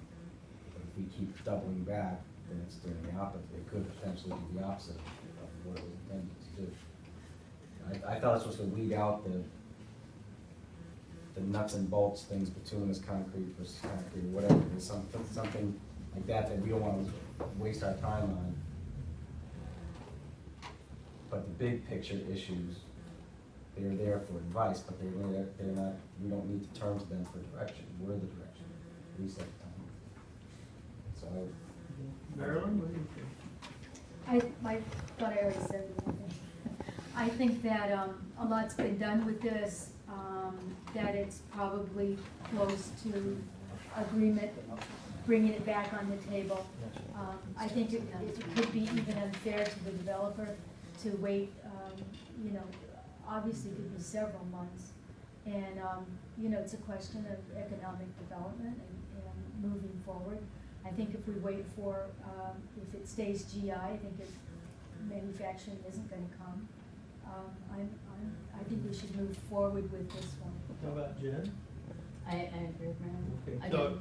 Okay, so it seems like that right now the consensus is that we should proceed to decide whether to co-sponsor or not. I think that's the next decision. You know, and I think we're gonna run into this a lot when we try to figure out what's appropriate and where. That's why we're trying to establish a precedent now. Yeah, I think there are gonna be lots of things we're gonna refer to this committee, but I just don't think everything has to go through it, and this is one I don't think. Nobody said everything's gotta go through it, but this is a big change. You don't change a huge building like this into another usage. But that's not a small change. I mean, But we'll what we're spend a lot saying of here, time what all discussing we're doing it, is we're but saying we're gonna co-sponsor with it, it's gonna come back to us, we're gonna public meeting. It's gonna have city council for public meetings, it's gonna have Florence, it's gonna have another meeting. We're not approving anything tonight, we're just saying. You probably end up with a And development. besides, it's not a huge building and Yeah. it's not a huge change. That's my feeling. But you know, whether it's a small change or a large change, it's still our responsibility to make a decision about it. And if we decide that we're only gonna deal with small changes, it's, again, it's not support for us to do it that way. No, and I guess a year from now, if this came up a year from now, we might be able to see it differently. Maybe then this committee would be able to have the time to look around at other communities and say, this is what SAI has done for them, this is what GI has done for them, and do that kind of research that we don't have the time to do, and kind of walk through some of those models, you know. Now we just rely on Wayne and Carolyn to give us that kind of information. Right. We really don't, I don't know, George Cohout, the long-term effect of an SI versus a GI. And that's why we do want that extra expertise. And so maybe a year from now, we'll have a different scenario or different example to do this by. So how does that work? Jump ahead, it's a year from now, and this very same issue comes up. Do we turn to the advisory committee and say, okay, gang, you've got a month to get back to us, and tell us what you can find out about GI versus SI, and upon that information, then we'll give an opinion? How? I think the same situation would apply as it does now. But you know, you're looking at this committee as something that's going to be there forever. They're gonna have a very specific role to play for a very limited period of time, and related specifically to the sustainability plan. So, I mean, if you go out I think it's 3 years from now, that committee may not exist, and it still falls back on the planning board to deal with this stuff, whether they're small issues or big issues, controversial or not. Catherine? How big a deal is it to change the district that a building is in? I mean, to move something from GI to SI? I mean, maybe, 5 years down the road, the owner is gonna sell to somebody else and he's gonna wanna go back to being GI. So is this something that just, I mean, I guess I haven't seen this happen before, where you really change the definition of a city, of a block. Yeah, I mean, what's interesting about GI and SI, sort of taking another step back, is we've had various conversations over the years about the fact that their differences in some respects are very subtle. And that we've even talked about merging the two districts and just getting rid of having the distinction. Because they're so close that it doesn't really matter that we have two different industrial districts. And we also, by the way, have a business park district, and now we've got Planned Village that's a mixed use. So does it really make sense to have the two? So that's how close these two districts really are in uses. And we actually do know, we've seen, 221 Pine Street was GI, and it got rezoned to SI. We have other buildings in the city, in Florence as well, up on North Maple Street that are SI, that, were originally GI. So we have examples of those facilities that have transitioned. But I wouldn't say they necessarily go back. And the reason in GI and SI they probably don't go back is because going back to a general industrial doesn't really give you that much more. So I don't think there would be a fluctuation back and forth. If anything, SI is a little bit more liberal. It still allows manufacturing, but these locations aren't on a highway, so you don't need, C&S wholesaler And you're not gonna get one in Florence because it's not accessible, and that's the kind of thing that's not allowed in SI.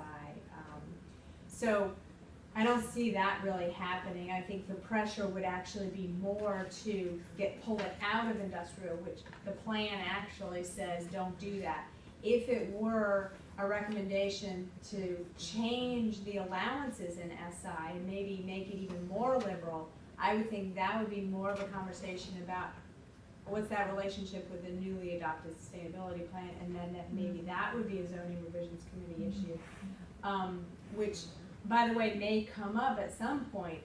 But at this stage, I think because GI and SI are very closely aligned, except for the live workspace thing and the artist, that it's not something that is necessarily out of the context of the sustainable Northampton plan. I mean, I think, again, if it were an issue of a new direction for a totally different classification, that I would recommend would go to the new committee.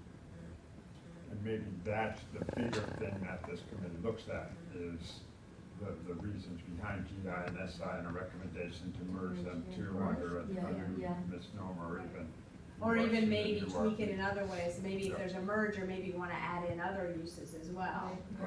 Yeah, sure. Put condos on the top floor. I mean, it's the farthest thing from form-based zoning that we can come up with, Catherine.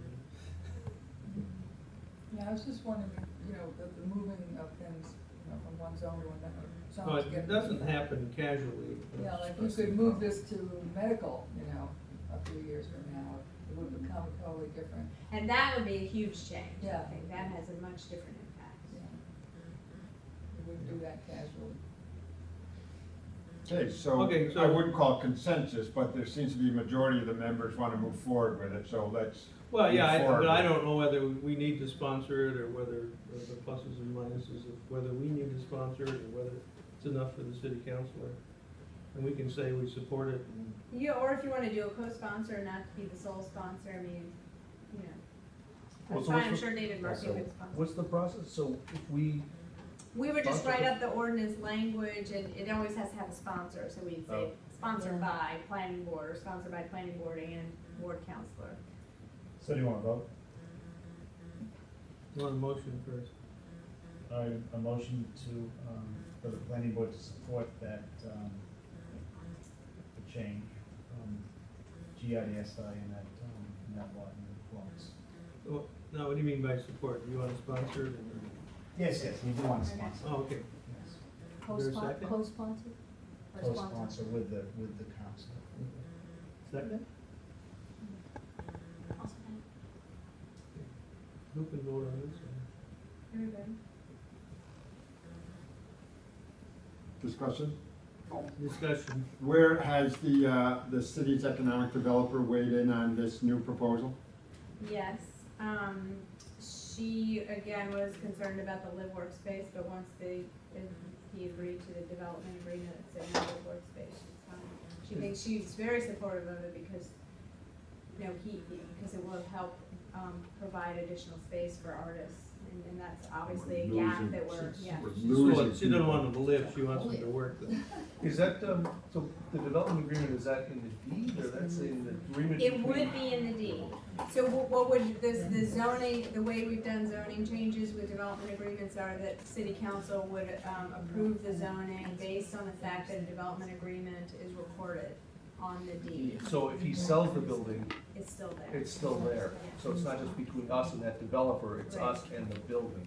Right. Yeah, it's recorded. It's recorded, so if anybody would want to change that, they'd have to come back to us. Okay, any other discussion? All in favor? Okay, everybody that voted can vote. And said Okay. yes. Who said yes? Who- Everybody I'll say- voted to sponsor? Did you say Didn't you everybody vote, voted? You voted yes, George, didn't you? Yes, I did. Yeah, Oh, you did? Okay. yeah, everybody voted yes.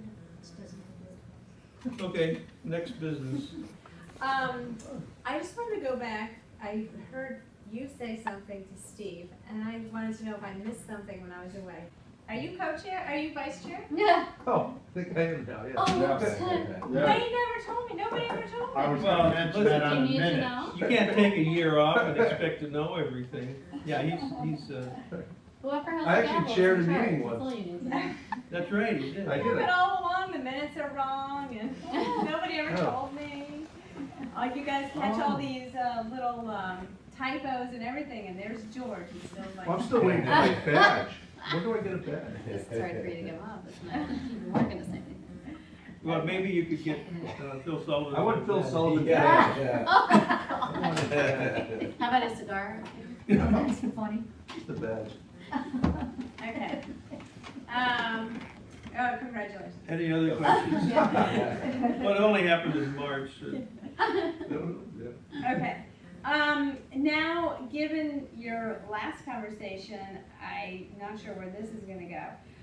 An email came across from Chris Mason, the energy czar for the city, wanting to know if we could move forward a, change that would provide, and this would all have to be worked out, but as of right, siting for renewable or alternative energy generating facilities.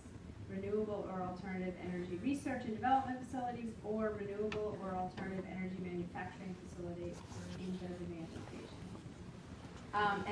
And adopt an expedited, I'll tell Sounds you, like a big project. How does this work? Put it in English. He wants renewable but not sustainable, so I'm it's. not gonna reread it. It came from, there's apparently a green community under the Green Communities Act, and if you wanna become a green community, then you will have these two, things in your little, yes. But is it a zoning district? I don't understand. Well, no, he doesn't, it wouldn't really quite work that way. What it really means, I think, is allow by right, what I'm guessing is, wind turbines. Anywhere? Wood burning And plants, Allow, cogeneration. right. It doesn't say wind turbines, but that's one of the things under alternative energy generating facilities. And then the other thing would be an expedited application and permit process for energy facilities that will be sited within the city. And that expedition won't exceed 1 year from the date of initial application. Read, City of Boston, it might take a year for you to get something through, unlike Northampton. So anyway, apparently these are the two sort of things that, if you have these in your, regulations, then you are officially a green community. So, again, How many should this go zoning- to the zoning revisions How many committee? green communities are there? Yeah. And clearly the language doesn't make sense for Northampton. We already allow, some of these things in certain districts to be by right.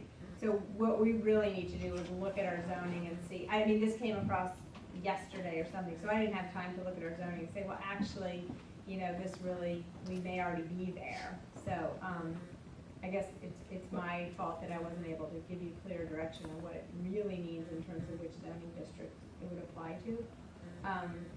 But anyway, if there would need to be a change, and in some cases, we don't spell out, when we don't allow specifically wind turbines, this has come up, we've looked at maybe, wind turbines are similar to towers, and we have regulations about towers. You mean like So- cell towers or just towers? Well, we have cell towers, Towers, but then we towers. also have other towers. And so that's what it would be currently regulated under. If someone wanted to put a wind turbine, I mean, the interesting thing is Northampton isn't really a wind. Terrible place to put a Yeah. wind turbine. So It's not gonna happen. Yeah, it's not gonna Yeah. happen. What I'm worried about is biomass burning like a Russell. I wouldn't be in favor of that under any circumstance. Right, so I think the other thing is defining what's Right. alternative energy. Right, So, right. I mean, thinking about all of this, it seems that it should go to something like the zoning revisions committee, because this may or may not fall under the sustainable, Northampton thing, because we wanna really balance that, well, what are we really allowing here, but He doesn't need this because he's applying for a grant or because he's applying, there's no money, I don't know. so. It could be that down the road there, or it might just be the cachet. Bragging rights. Nothing without It's a money. great project. Care about that. Yeah, yeah, Chris should, you know, be an ex officio member of that committee probably, because of all the Actually- energy things. Yeah. And Is his he part-time expertise. now or is he full-time? Is he part-time? Yeah, He is part-time? So does that mean he could actually serve on the committee?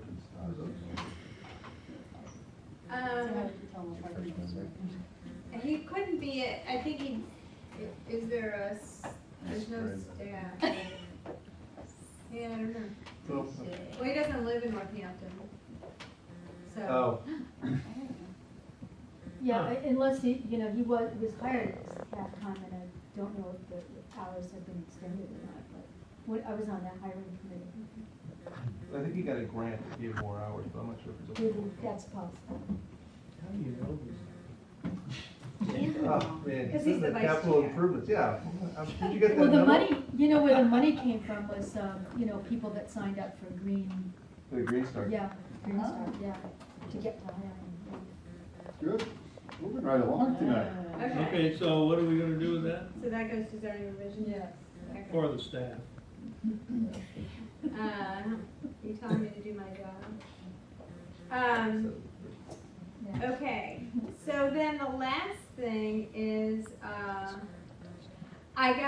we got this letter a long time ago, and I was remiss in reading this to you. This is from Bacon Wilson Morrison Sachs, an attorney by the name of Mark Tanner, representing Hotel Northampton. Oh, You he's said the that one as if that's we've never threatening met to sue us. before. What's that? You say that as if we've never met. Right. Again, would request that the planning board reconsider the permit condition relative to the little gateway opening at the Stop it. hotel. He wants us to close it. Again? Incidentally, that little gateway now has 2 big no admittance signs on it. Oh, I know. I see And them every I'm time I not sure walk that's through in the it. spirit of our ruling. That's the Well, reply we should give them. That they need to remove on the August 11th of 2008, a one Lucy Maddock was trespassing on the hotel property when she tripped and fell, possibly fracturing her right knee. See attached incident report. Miss Maddock was transported to the Cooley Dickinson Hospital by ambulance, and in this particular instance, Miss Maddock would not have been on the hotel's property but for the ability to cross across the hotel parking lot to get from King to Gothic Street. While Miss Maddock's injuries are unfortunate, this situation clearly demonstrates the tort and other liabilities the Hotel Northampton faces because of the condition imposed by the planning board. In light of the continuing liability faced by the hotel, I ask that the planning board reconsider the imposition of this There's condition. some dark Thank jokes. you for your time. Is Lucy suing the This hotel? looks like. I haven't heard that, no. But there was a Hotel Northampton incident report logged, and they sent us a copy of it. And how are we responsible for that? I'm missing something. It was before your time, when they did some renovations, that little building in the parking lot, not the old store, but the little building. We told them they couldn't close that. They put up this fence, and it used to be, everybody could walk across the King Street from that part of town. There's no fence at all. We can't block it, yeah. Yeah. So we're responsible for the injuries? That's right. Well, yeah, you would think that they have some exposure to people suing them everywhere else on the property. So in a way, There's Adam have some. egress and ingress on King Street. I mean, there people can walk through any Little number of stickers? places. She just I don't walked think out it's and even fell stickers. through the crevice? I don't know what. No, well, No, I don't know, she tripped, No, it says she was walking through the parking lot and tripped. So she could have been, but we don't even know then if she was using that gap or not. She could have walked through the King Street near 7-Eleven. Exactly. they just know that she probably wasn't a registered guest at the hotel. Right. Well, that's the first thing they did was check her guest register. It's been coming out of your Somebody mouth. left her there. That's right. She could have been her. Yeah. Well, I should probably respond with a letter back to Attorney Tanner, because there was a request. Do you wanna vote? specifically in the planning board. What kind of a vote? I make a motion that we tell them that they're in non-compliance with our conditions because they put the signs up on the gate. Yeah. But are they? Well, Because the we gate never is open, it doesn't specified say. that, though. Yeah. We never It's specified. not in that. the spirit, it's not in the spirit. No, it's not in the spirit. We could add that as a footnote. I would amend your Invisible. motion to deny the request by the Hotel Northampton to change, for us to change it, and the board unanimously agreed that currently they are not abiding by the spirit of the condition. Something like that. All right, that's fine. You like that? Yeah. Second? Second. Oh, okay, Jennifer, second. So Ken made the motion. And Jennifer- And George amended it. Jen seconded it. There's no discussion. Any discussion? Carolyn, do you have any discussion? I'm recusing myself. Wait, I have there's no one idea. more item, You Carolyn. don't have to vote. There is? Yeah. Oh, was that the last thing that, No, there's something on the city, on hospital. Yeah, Yeah, I want to have a brief conversation about that if we could. yeah, just a second. We gotta vote yes or no on that motion. Yes? Vote. Okay, unanimous. Put that in your smite and hope it. Lawyers. Yeah. Okay, George, well, let me, a little background. Um, You are the rep. Everybody familiar with the CAC project the project by the developers to develop further north of the campus instead of having, fancy estates to have a more dense community up above. Ford Crossing, I guess the name of it. Anyway, they're gonna come to a vote on that probably on Monday night.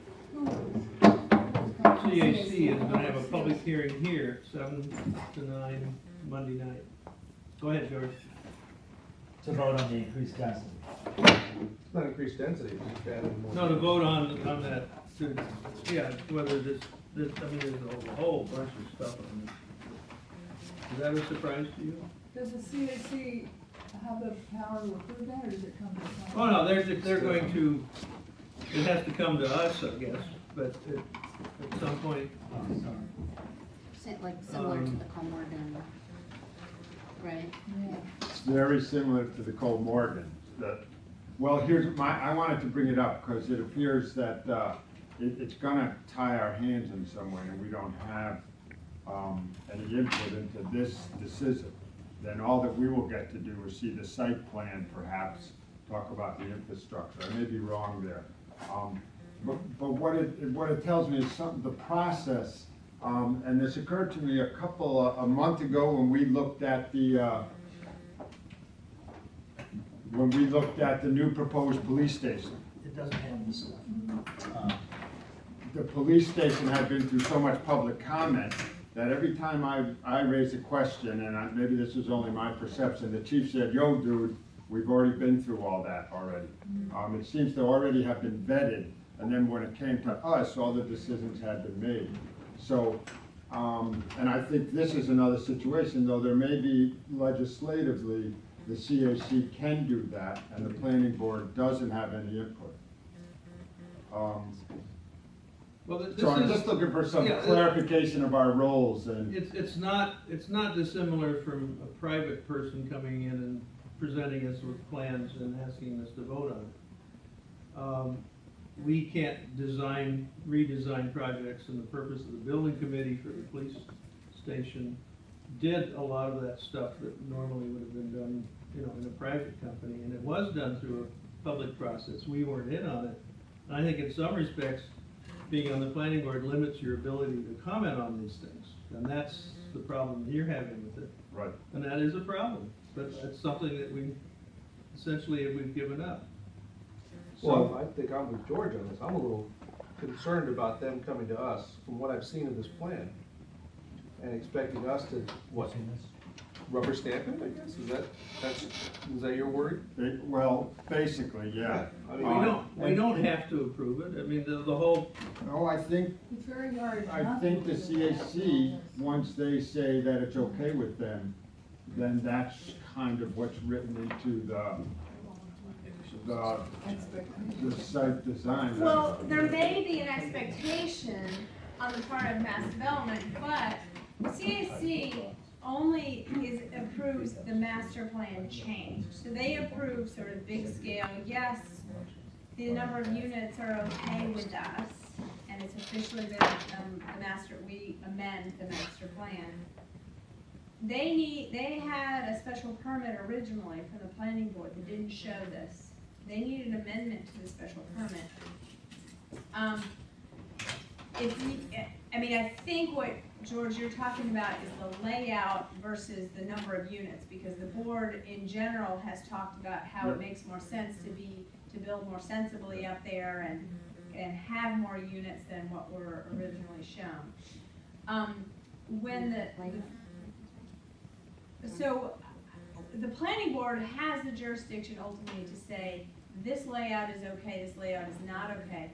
CAC, although maybe some members feel like when they approve the master plan, they're approving that layout, mass development said, here are the concepts, and staff was there also to say, CAC, it's okay conceptually for you to say 100 units general in this location, but remember, planning board is the one who really decides the layout of the streets exactly, whether they can have dead ends or not, those kinds of things.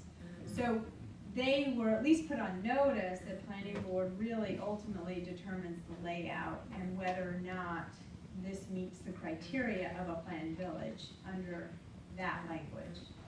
Right, so I guess where I'm coming from is part of, there's such a big complex plan, even though I've been around for the whole thing, I'm a little confused. There was this built-in stages where we were gonna get so much commercial space or industrial space and then so much housing. And then some commercial, industrial, built-in space and then more housing. Now we seem to be just doing housing. So I would wanna make sure that that's explained, how that formula is working out. the industrial space had to be, the infrastructure had to be there, but it Right. didn't have to be built. Right, I understand Okay, that. I mean, this is a problem that Bruce Fogel had at the CAC. But also, we talked about this mixed village, and it's mixed village because there's different residential styles, but there doesn't seem to be any, retail, any commercial, any mixed-use spaces. It's really moving away from the concept of what we had, It's a lot of especially with, subdivision, basically. it's a huge subdivision with different levels of housing. Well, that is in your purview to say, can you amend the special permit to make it look like this? And you have to say, well, this doesn't meet the planned village, or it does meet the planned village.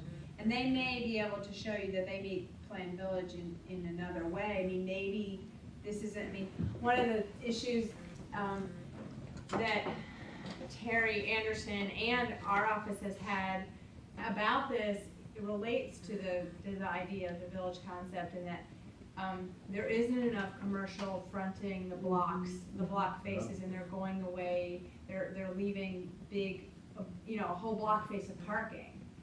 And we've mentioned that to them in fairly strongly, and they're pushing back, but this is where you need to make the determination about whether it meets the criteria of planned village or not. The difficulty comes when they go forward with a particular plan. As an example, the Cohen property, they're doing engineering there, they're investing a lot of money. They've torn down all the buildings. Yeah, we're going to be under tremendous pressure to approve exactly what they come here with. We're going to be criticized for being anti-development and killing the cash cow.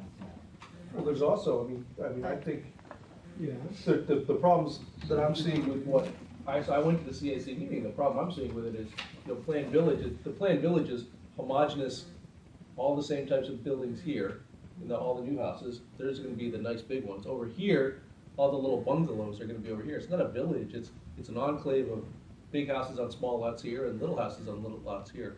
The other thing that I had trouble with is the first 200 units were 50% affordable are the next one's gonna be, because what I see is as this thing grows bigger and bigger, as if we keep the 50% affordable ratio, it puts a tremendous burden on the city to provide the services to support such a big development. What I was thinking of the other day is if there's gonna be 90 kids up there, that's almost $1 million it takes to the school to educate those 90 kids. Are we gonna be getting the tax revenue from this development that we need to support the population that's gonna be growing there? I'm not sure if that comes up at the CAC meetings, or are we Well, still? they talked about the population, and the feeling is that they're not gonna be a huge number of kids. I don't know how many buildings, There's gonna 3 be and 4 small bedroom units, Yeah. though, how do you not have kids? So who's living in those 3-bedroom units? And when these things up here are the houses that How many Jonathan, bedroom what?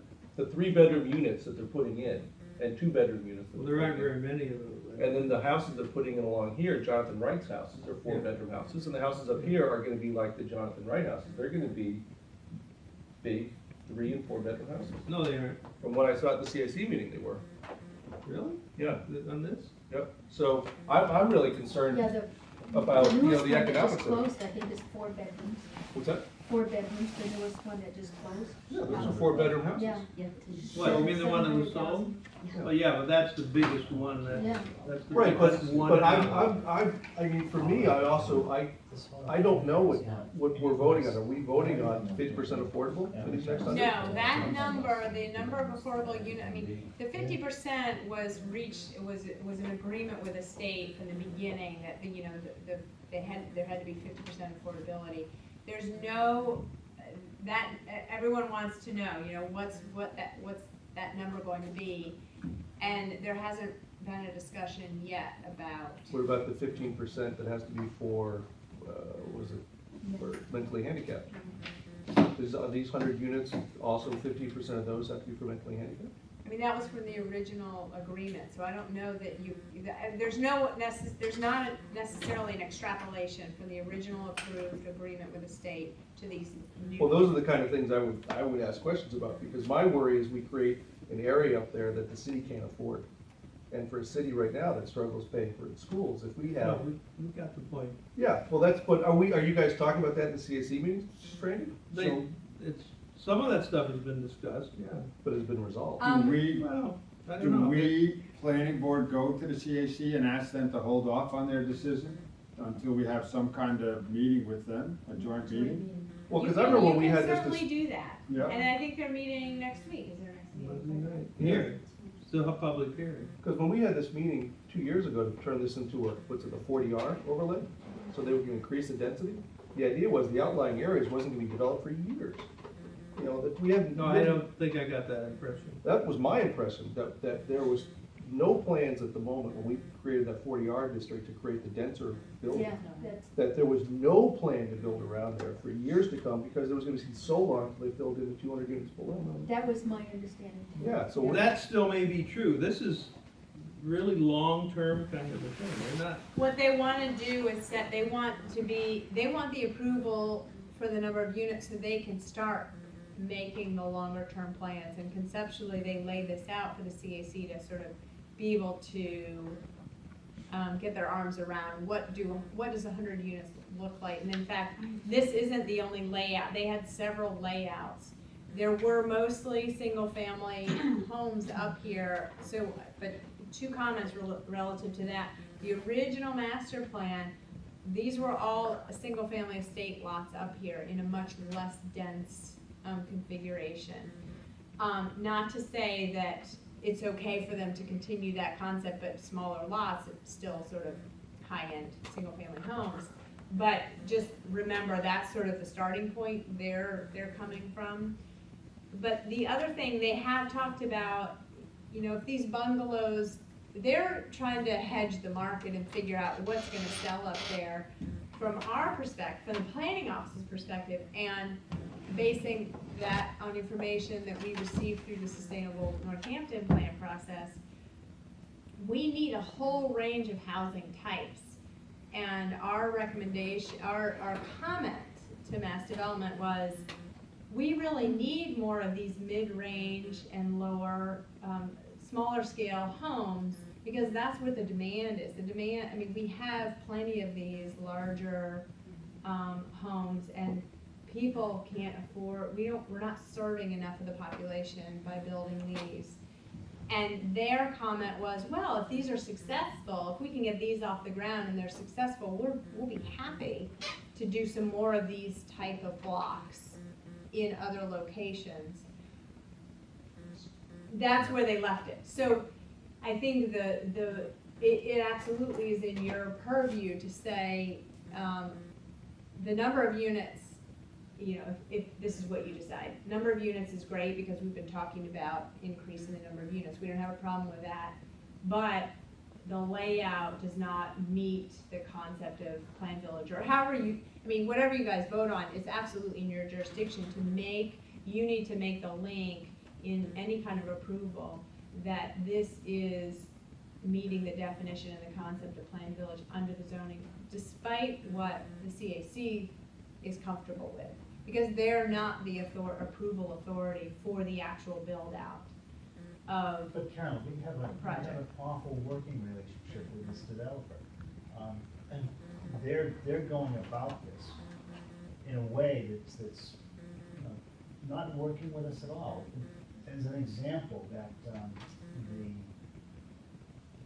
the elderly housing unit there, it's on the main street.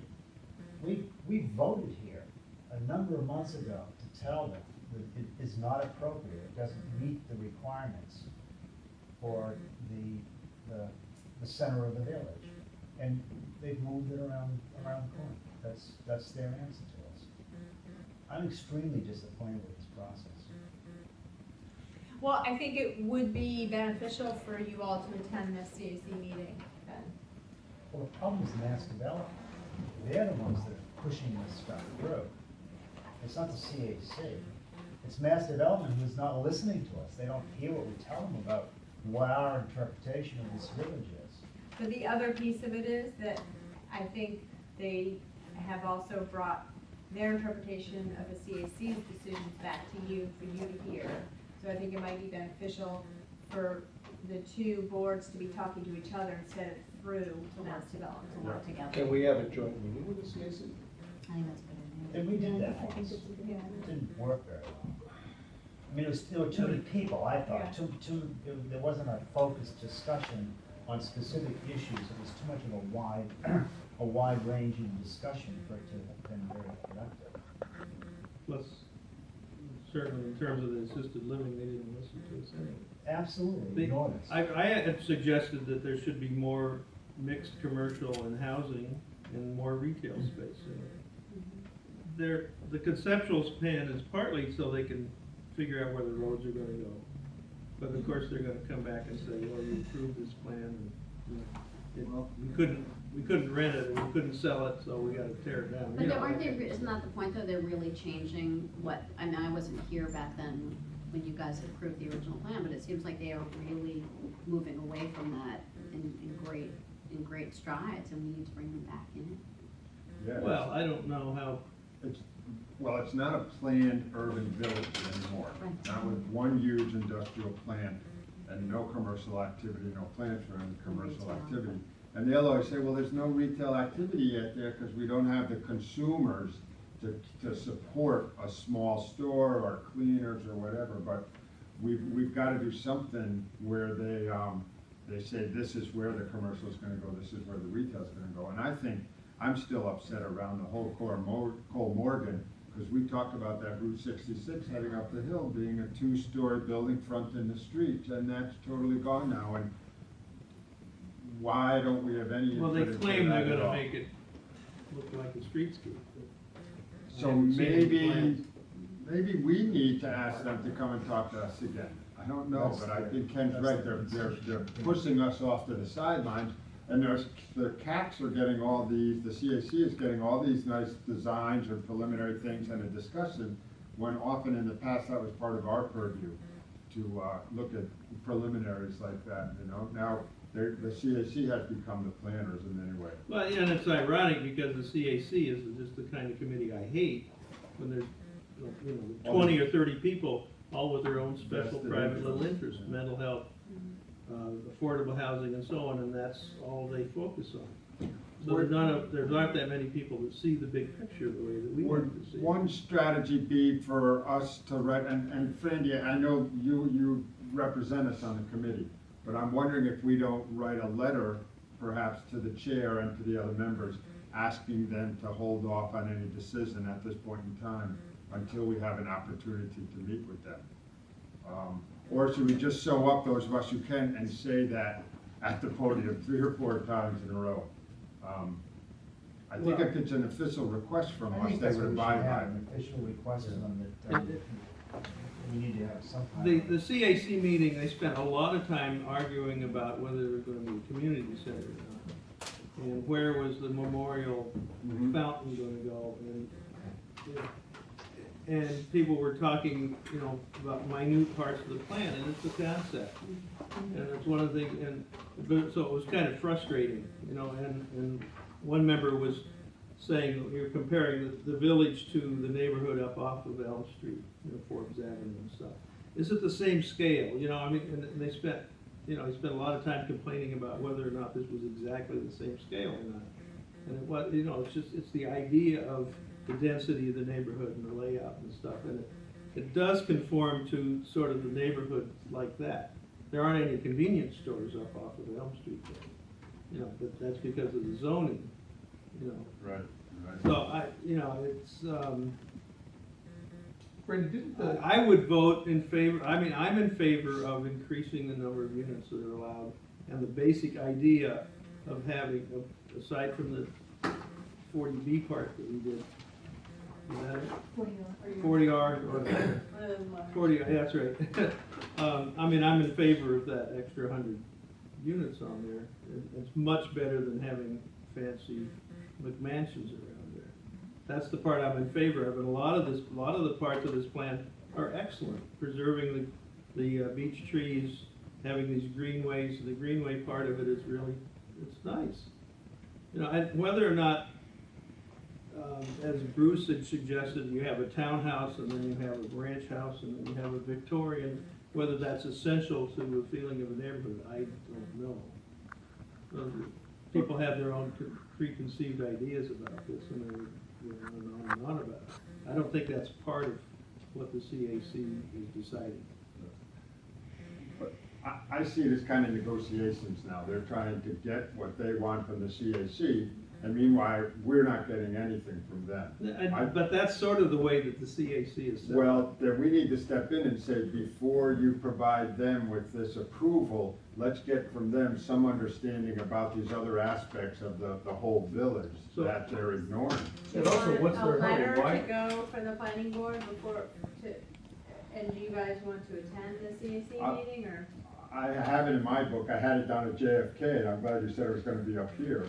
No, I'm wrong. I'm sorry. It is JFK. Yeah, Is it? yeah. Is it?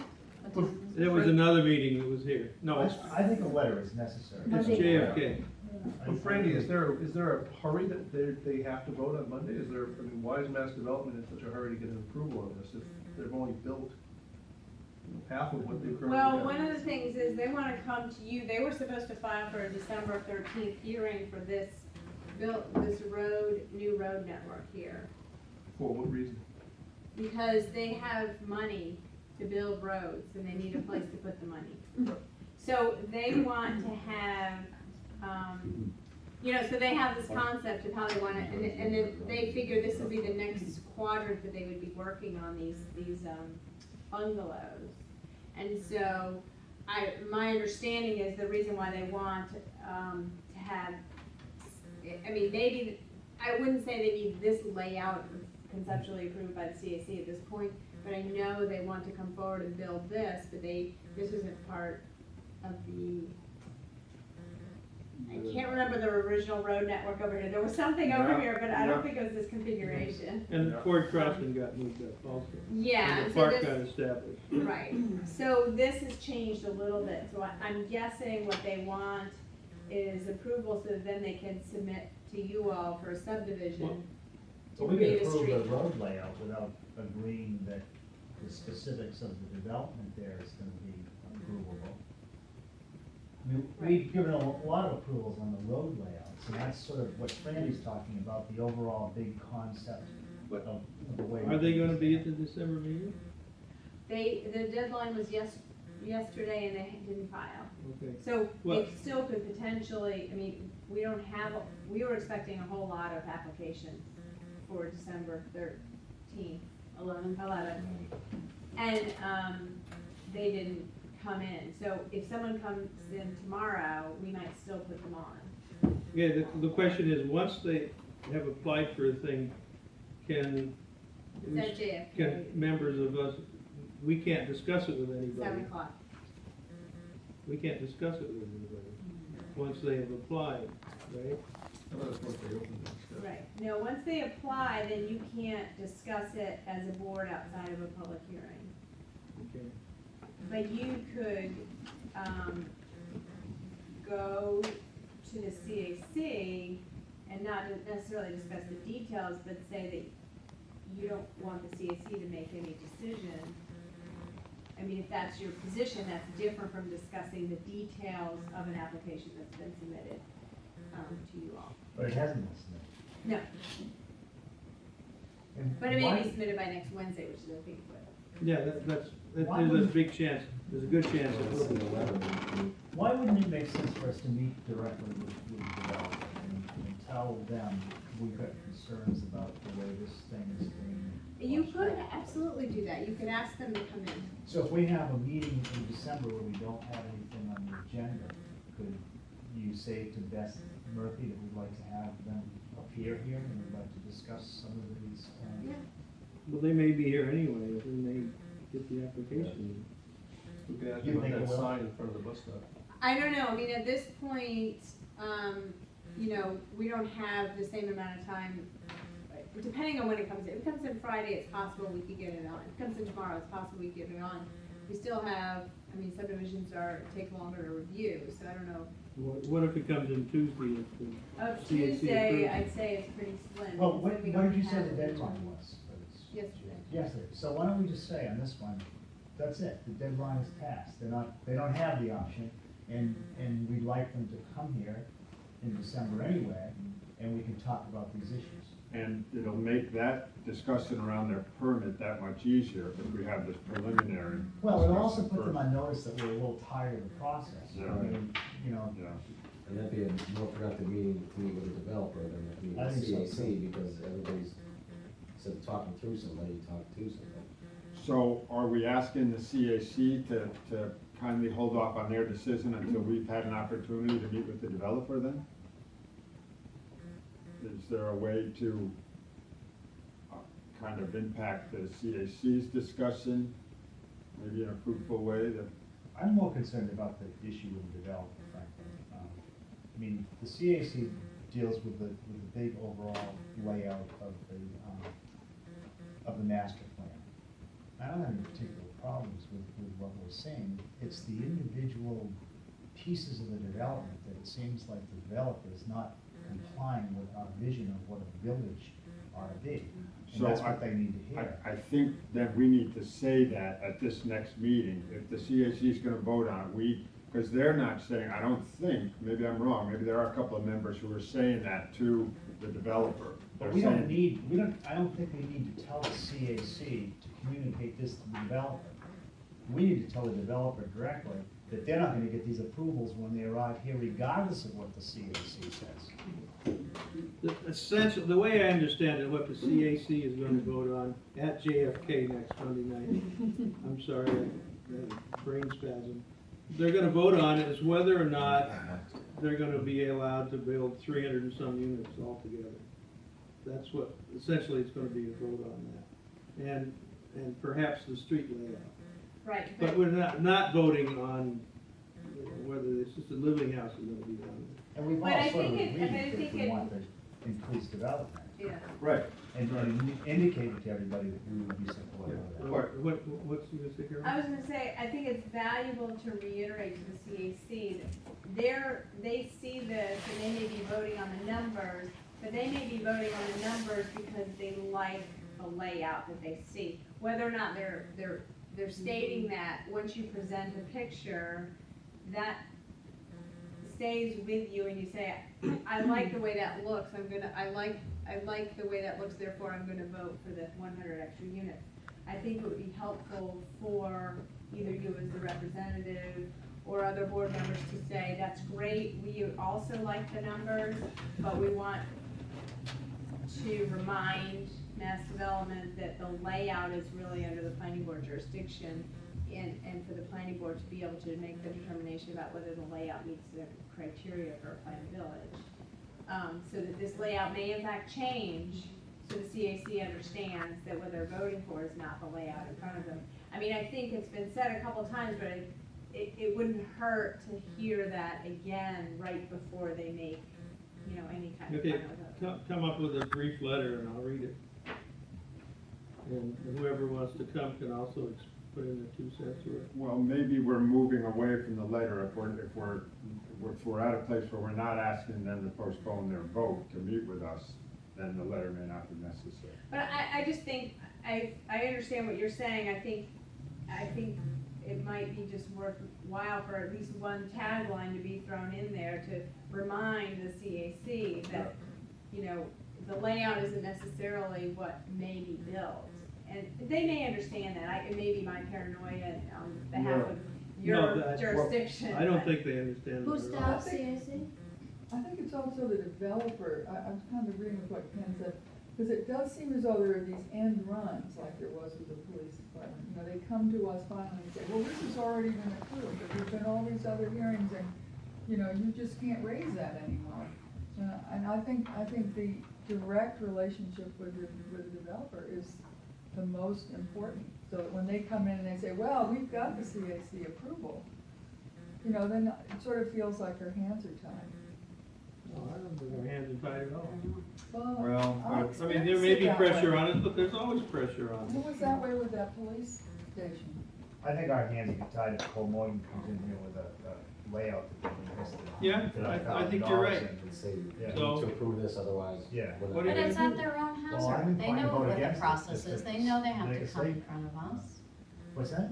I mean, it's at their own hazard that they do that. They know that they have the staff.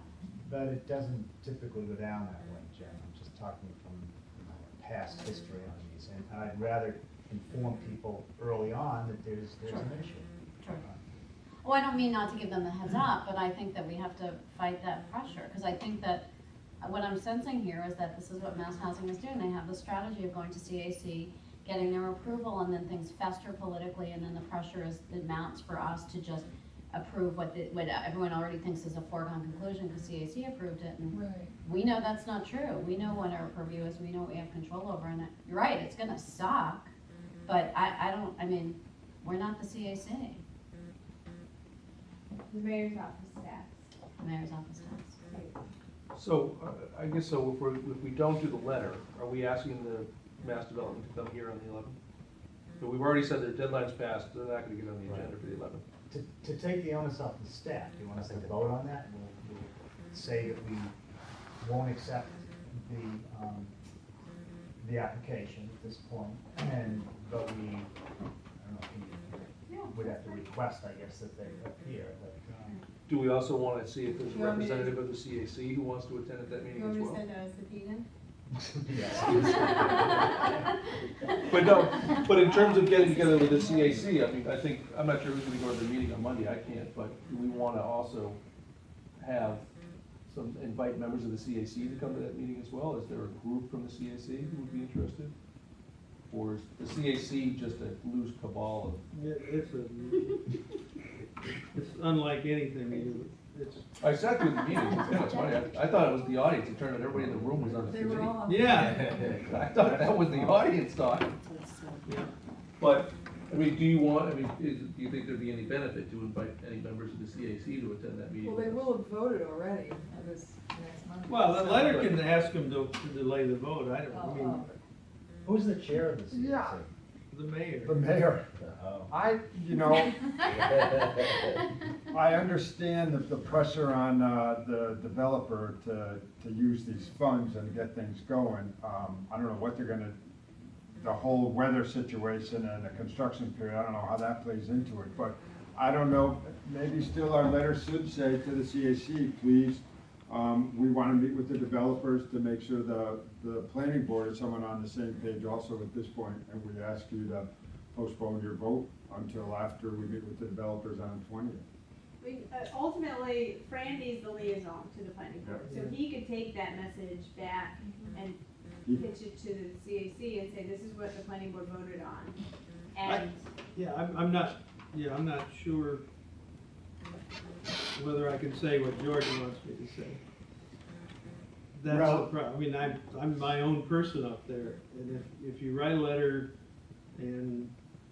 but if the planning board makes a vote, you can take that vote to the CAC and say, the planning board has asked me to present this vote to you, that they have, they request that you, hold off on making any decision until they're able to meet with the developer. And then the CAC can make that decision, do we want But to didn't honor Franny that say requirement? that they're only deciding on the number of But units? if they're only deciding conceptually on the number of units, I'm gonna vote for it. You know, so that's what. But I think what we're saying here, Frandy, though, is that by doing that, we're giving mass development kind of the blessing to move forward with those conceptual Well, I think the letter could designs say and all. that this is not, this, you know, we don't confer the blessing on this plan because it's unsatisfactory in certain respects, and what the respects are, you can say that.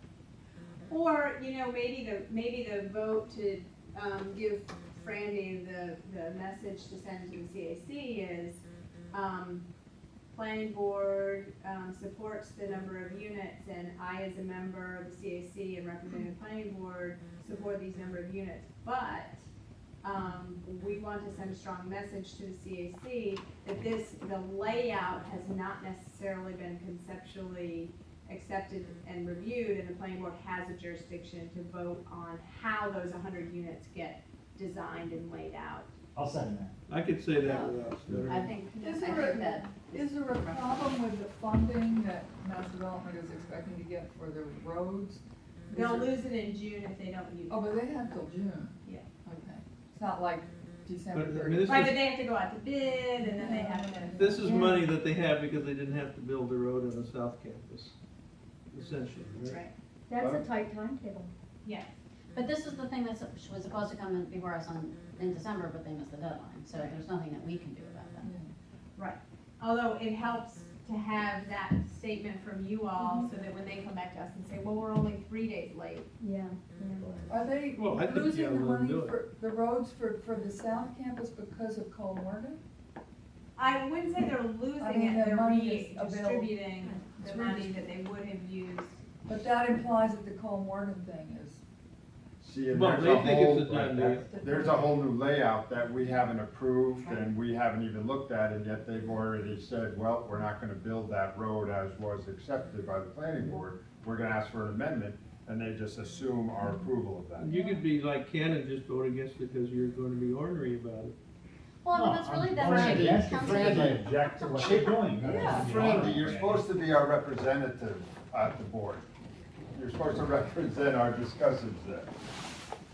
That's a little hard to do if it's not unanimous. I think you're getting kind of a consensus here, Frank. I think what Carolyn I had think, yes. suggested a couple. I think what minutes Carolyn ago. said is fine. Yeah. Go for Okay, it. then. We approved it in concept the number, but just a heads up, we're not approving by that, by default, the layout. Yeah. And then ultimately, it's our decision. And I don't know if you want to include language, and to that end, we've asked the developer to meet with the planning board to review the layout or something like that. And I will, get an email to Mass Development Monday during the day, so that at least they have the heads up that they've been asked to attend the December meeting. to talk And about it. a late submission will not be accepted. And I Well, we'll also think, accept it, we just won't put them on the agenda. Go ahead, Ken. I think the layout issue, I know we're not specifically talking about Home Morgan tonight, but that's the theme of this. That's the theme of the 100 units, and that's the theme of the Home Morgan spaces. It's about layout, and they have yet to come before us, and they're already changing the layout that they had, that was approved. And that, yeah, I mean, I think that's the message we need to send to them across the board, is that we're still here and they haven't asked us for any changes to that, and we're gonna have to consider that anew when they come in. So Well- that's the part, Finity, that you don't wanna add to your remarks, I think. That there's a larger piece of, some disappointment on the part of the planning board that other aspects of the site plan have been changed without any kind of, I would have no objection to that being in the letter if it said that some members of the planning board are extremely displeased with the fact that whatever's going on in the South Campus. Or maybe we just choose to say that directly to mass development when they come in. I mean, I think that's why we're asking them to come in. We can address those bigger issues with them. No, I mean, I don't have nothing against saying something like that to the CAC.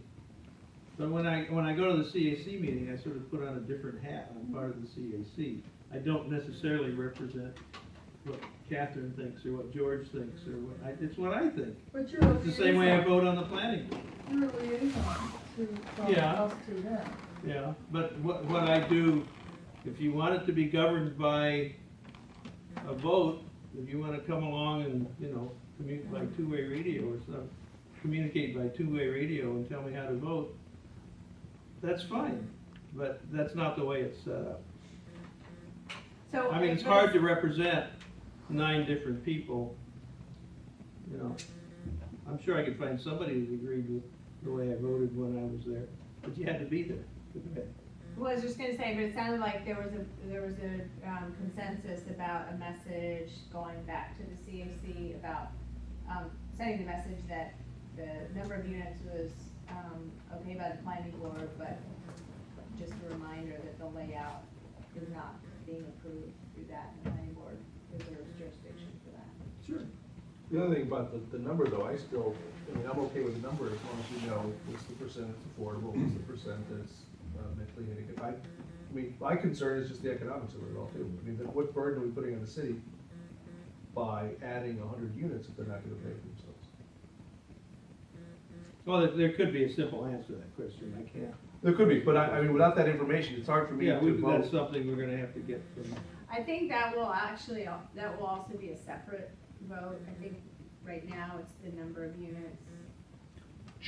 But those numbers they could come back and say they're 75% affordable, or what do you guys vote on the number of units? There's gotta be some understanding of what you're voting on. There was testimony that there would be substantially fewer children than there would be on the normal number of households. Yeah, but you can't vote on that, you can't restrict people with Yeah, children from moving into a yeah, neighborhood. You can by the Yeah. size of the house, you can. They're 2-bedroom houses, you can stick 4 people in a 2-bedroom house, or 3-bedroom houses, you can stick 6. I mean, Yeah. That's true. so That's true, but to me, it's not an issue of how many children, to me, the issue is affordability. Are they affordable or market rate? And that's. You wanna make a market rate. I do, I mean, you can't afford, 50% is a huge number. 50% is Yeah, ridiculous. I would not want the addition to be 50% affordable either. But we don't know, I mean, so I hope that's, the discussion is being had. the other discussion I'm not sure they've had is, again, that relation to, commercial development and the amount of residences. Does that come up during the CAC meeting? Oh, it comes up all the time, but it's essentially, they're meeting the requirements.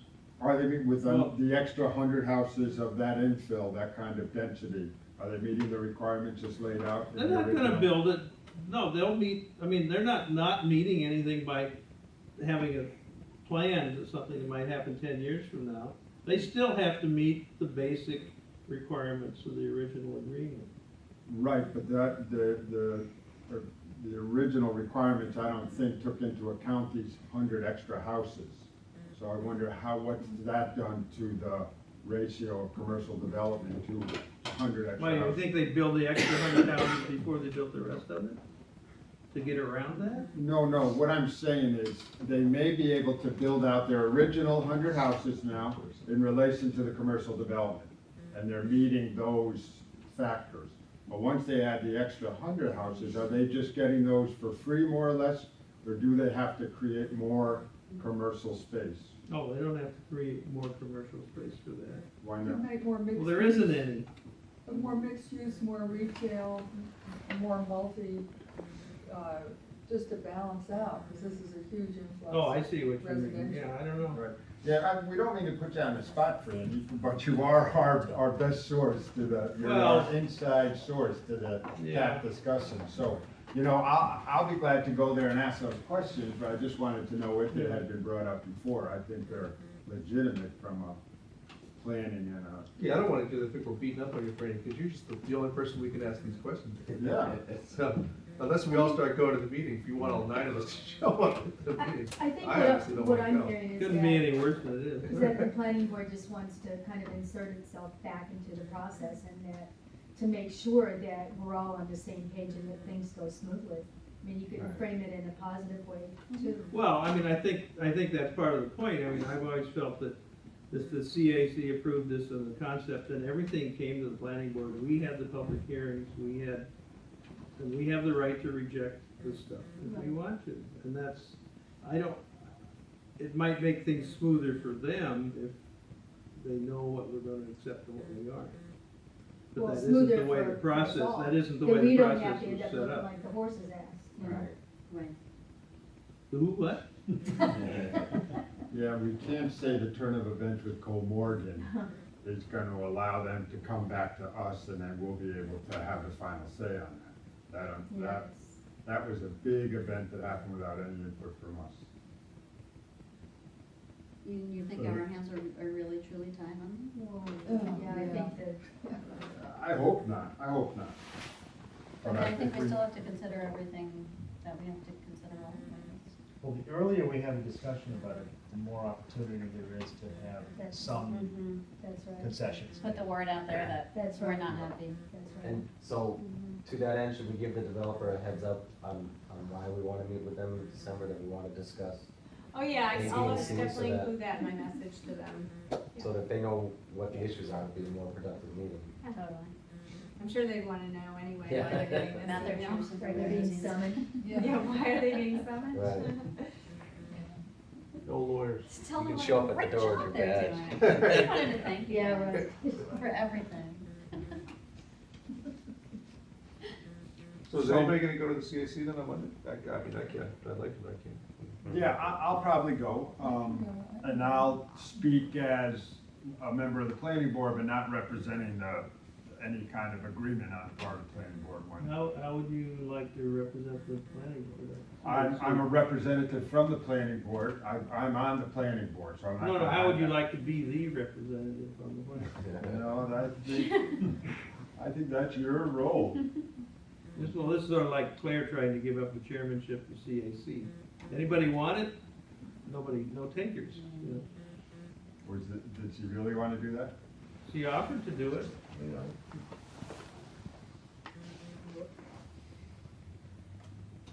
Are we clear on that? Yes. You wanna be, No. Do it. I'm tired of it, I've been doing it since I've been on the planning board. It's a mess. This letter that you forwarded to us, Brandy, sort of gets that. Well, I just forwarded it to us because I got it and it should have been something that everybody saw. That was my feeling. It could be BS, I don't know who it is. Stephen Booth.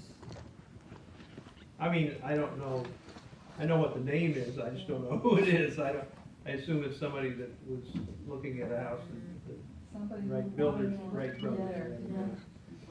Yeah, that, And I don't know whether it's, I mean, it's very premature from sort of the vague conceptual plan.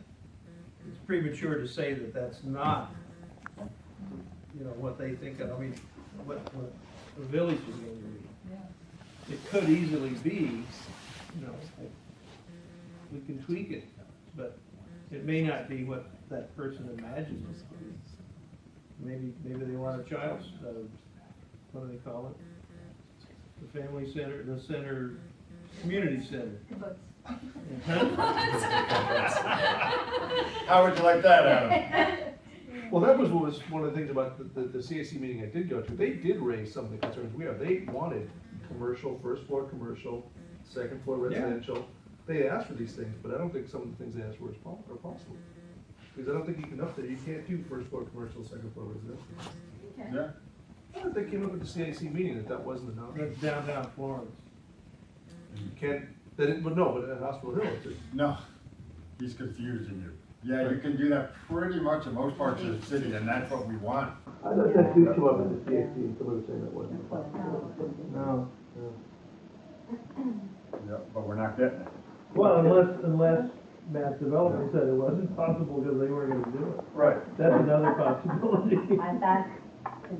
Because the market's not there that now. I mean, they bought into this whole concept and they trust us, you're gonna have the model planned urban village at your doorstep within the next 5 or 10 years, but whoops, the market's gone south on us now and there's no industry for the South Campus, we can't use those buildings, and we can't use Old Main, whatever it might be, and they've done this before, I think they have some experience.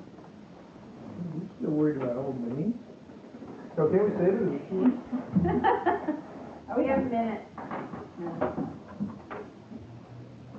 We have 10 minutes.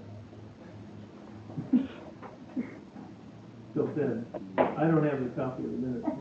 Brandon? Yes. I just wanted to be sure everybody got the email about the Northampton, the Notre Dame design website. And you know how to negotiate the website, go to design, areas of focus. Did everybody get that one? But yeah, I wandered around in there looking at things. It's not easy. I couldn't come up with it wasn't organized for somebody that wanted to go in and see what was new, let's put it that way. Right. Yeah, I found it difficult too, but I wasn't ready to give a comment, but I didn't know if other people. I looked at some of the visuals, it's a little tough to get any detail, at least on my monitor, my screen, you can't quite see I don't know if they have any illustrations for the hospital, the Village Hill at all there. Was that one of the ones? I thought so. They That They was did. there. They had a rotary, and like they had the streets relaid out. Interesting. Well, Yeah. Who ended up going out to Notre Dame for the? Wayne, Bill Russell, Bob Reckman, and, did you somebody else? Definitely. Carolyn, you weren't on that invitation list? Remember who else went? You and your daughter? I was very willing to let Wayne do that. Wayne's the world traveler. Who besides Bob Reckman and, South Bend. Yeah. More than that, Bob, Joel, and Wade. Wasn't there one, wasn't there? Claire didn't go. Wayne went. But they really want feedback, they really, but I'm gonna tell them that it's really hard to get a. Well, yeah, also, I'm not sure that the feedback is gonna come from any individual member of the planning board. Got too much to do already, kind of thing. Well, but, just going around on the computer sometimes. I guess that anybody who went to any of the charrettes are on that email list, so it's gone out to just about everybody, so. Yeah. Did you get on I'm there? Review that site? Oh, yeah. Good man. Any comments? Yep, I did. Adam, good. I bet you they had to do with wetlands and I don't know. They're looking for anything. North Street. North Street. Motion to adjourn, is it appropriate? Oh, no, I'll go to accept the minutes of. I accept the minutes. Which one? They all have to be amended so that. Great. Stephen is. My power grab was. You're in charge, but no one knows it. It's like the tree in the forest, if it falls, no one's there. Can I give you the October one too? The tree or the fire. The minutes But you notice it doesn't have any stuff on it. as listed by OPD staff. Is there a second? Second. Seconded by Jen. Like another All in favor, aye. All in favor? What's the name of the doctor? You only got a couple more months to start practicing, pal. Wait, you need to accept out? So Sure, and then you have to go to the CAC meeting. How long does it take? That's the chair's job. Oh, there's gonna be a lot of changes when that happens. Is it necessary? What can he do under DI? Things are gonna change.